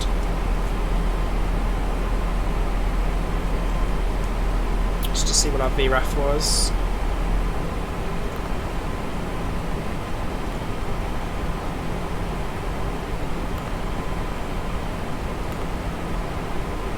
Uh, 139.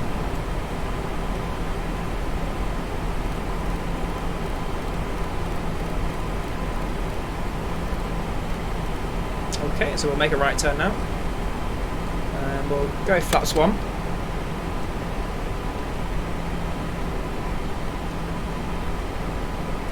It's pretty cool. There seems to be like some ski jumps down there.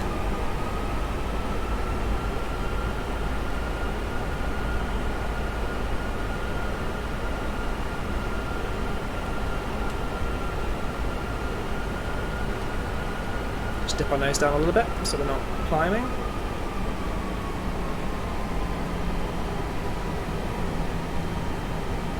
Two 2,500.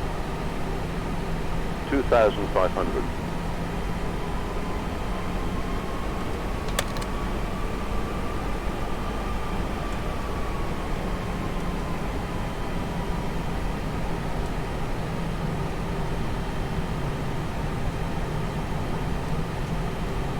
So there's our the airport to our 9 o'clock.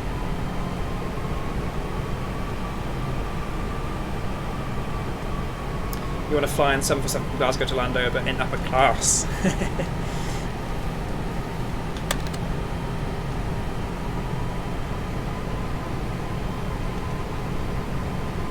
Well, we flew to Cuba in the 747 in premium, and when you're in premium economy, you actually are in the upper deck of the 747, so that was pretty cool.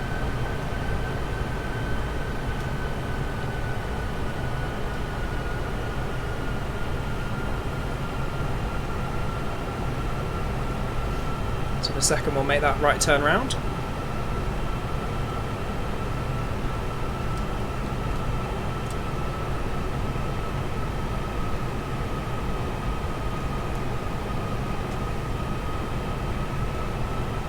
So we've got flaps full.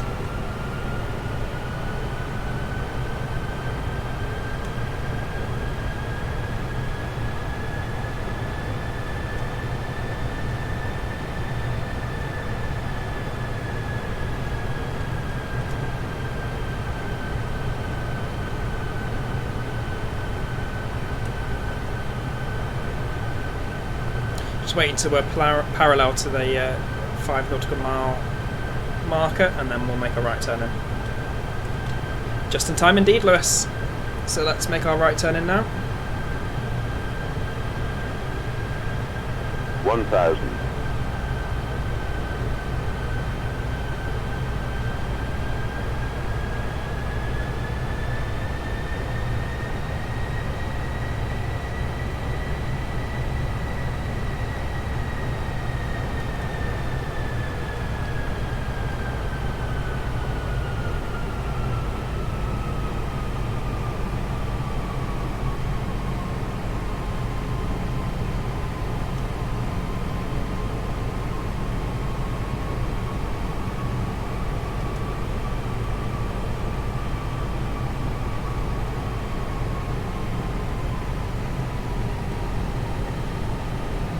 And there's the runway.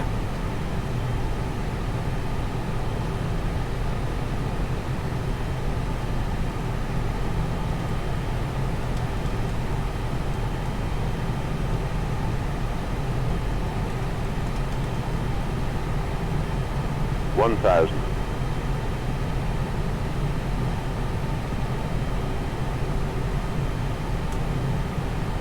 And the Pappy's lining up.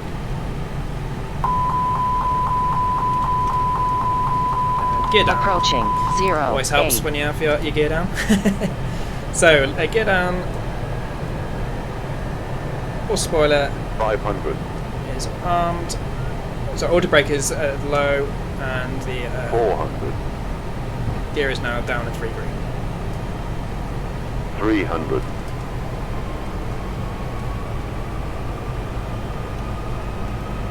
200.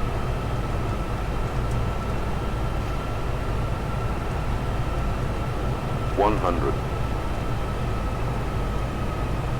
50, 40, 30, 20, retard, 10, 5. 5,000 feet remaining. 4,000 remaining. 3,000 remaining. 100 knots. 80 knots. Either reverse and manual braking. 1,000 remaining. And stow the reversers.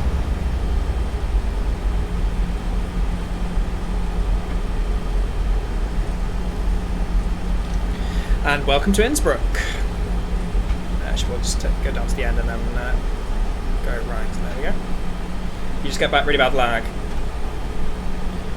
Hope that's resolved for you. Let's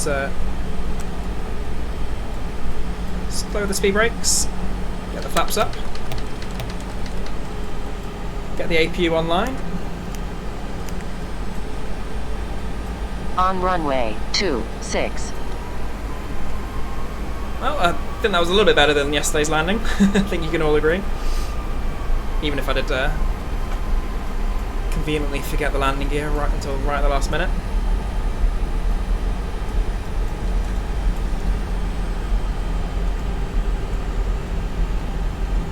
Spoilers retracted, engine mode selected as normal, flaps are retracted, transponder will turn standby in a second and we'll turn the lights off as well.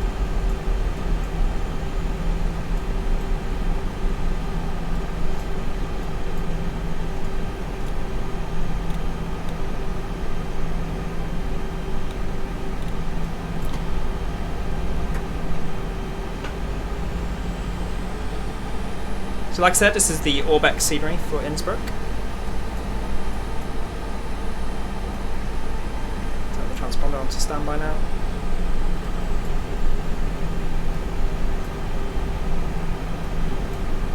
And brake temps are fine.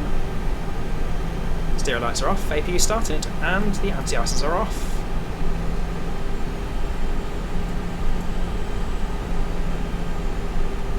So we'll park up and then we'll do some replays. But in the meantime, if you're new to the stream, first of all, thank you very much for watching. If you want to watch more, just hit that subscribe button and click the little bell icon if you want to be notified when I'm next streaming.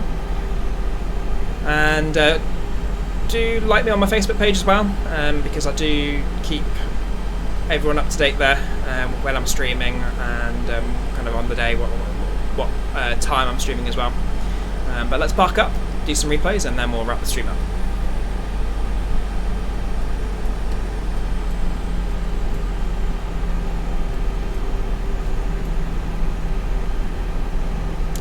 next left.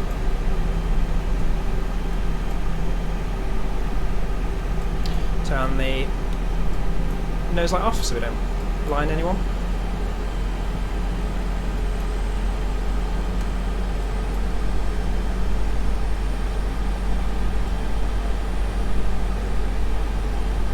Shut down engine number 2.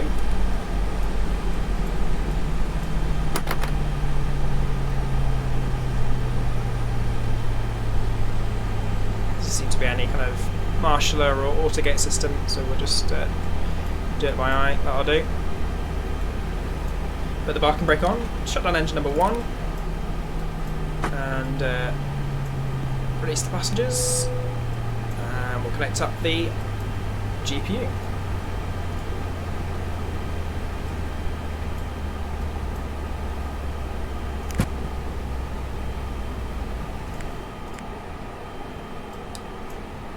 Get the fuel pumps off.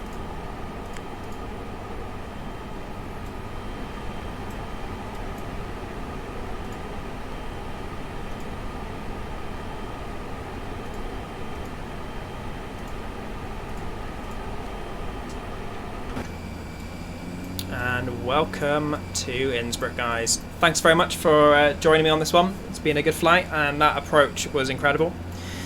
The RNAV didn't work out too well, but it just gave me a good excuse to do the more interesting approach into runway 08. So that was good fun. Let's check out those replays.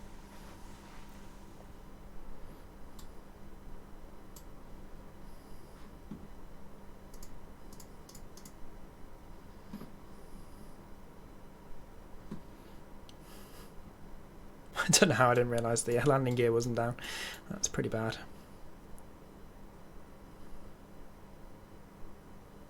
I was too amazed by the scenery.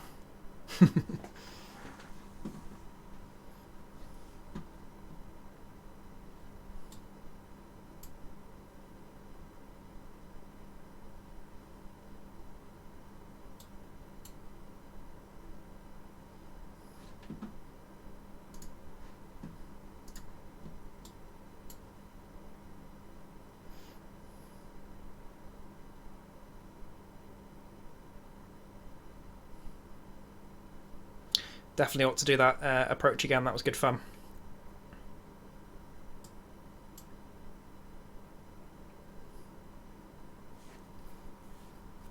And there goes the landing gear. Better late than never.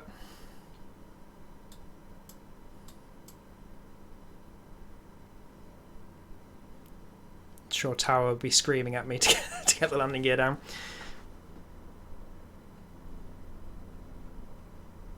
Oh, and world traffic's gonna come onto the runway in front of me.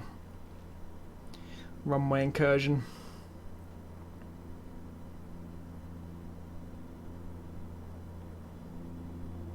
I can't seem to figure out how you turn world traffic off once it's started.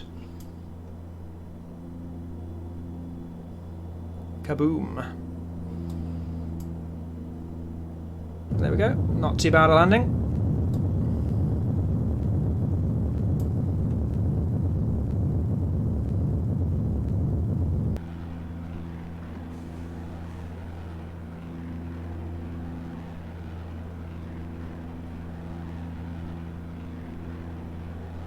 A little bit to the left.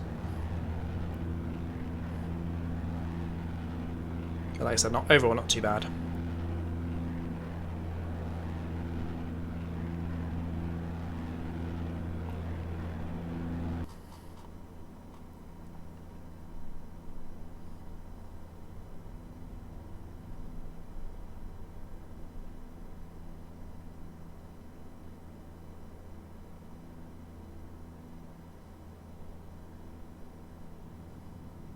Took forever for the reversers to spool up and start.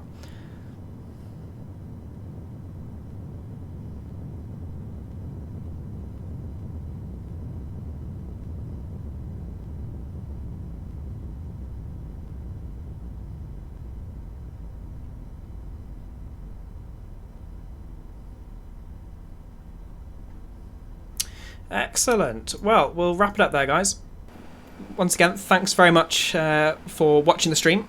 I do appreciate everyone who's got involved in the chat and watched the stream.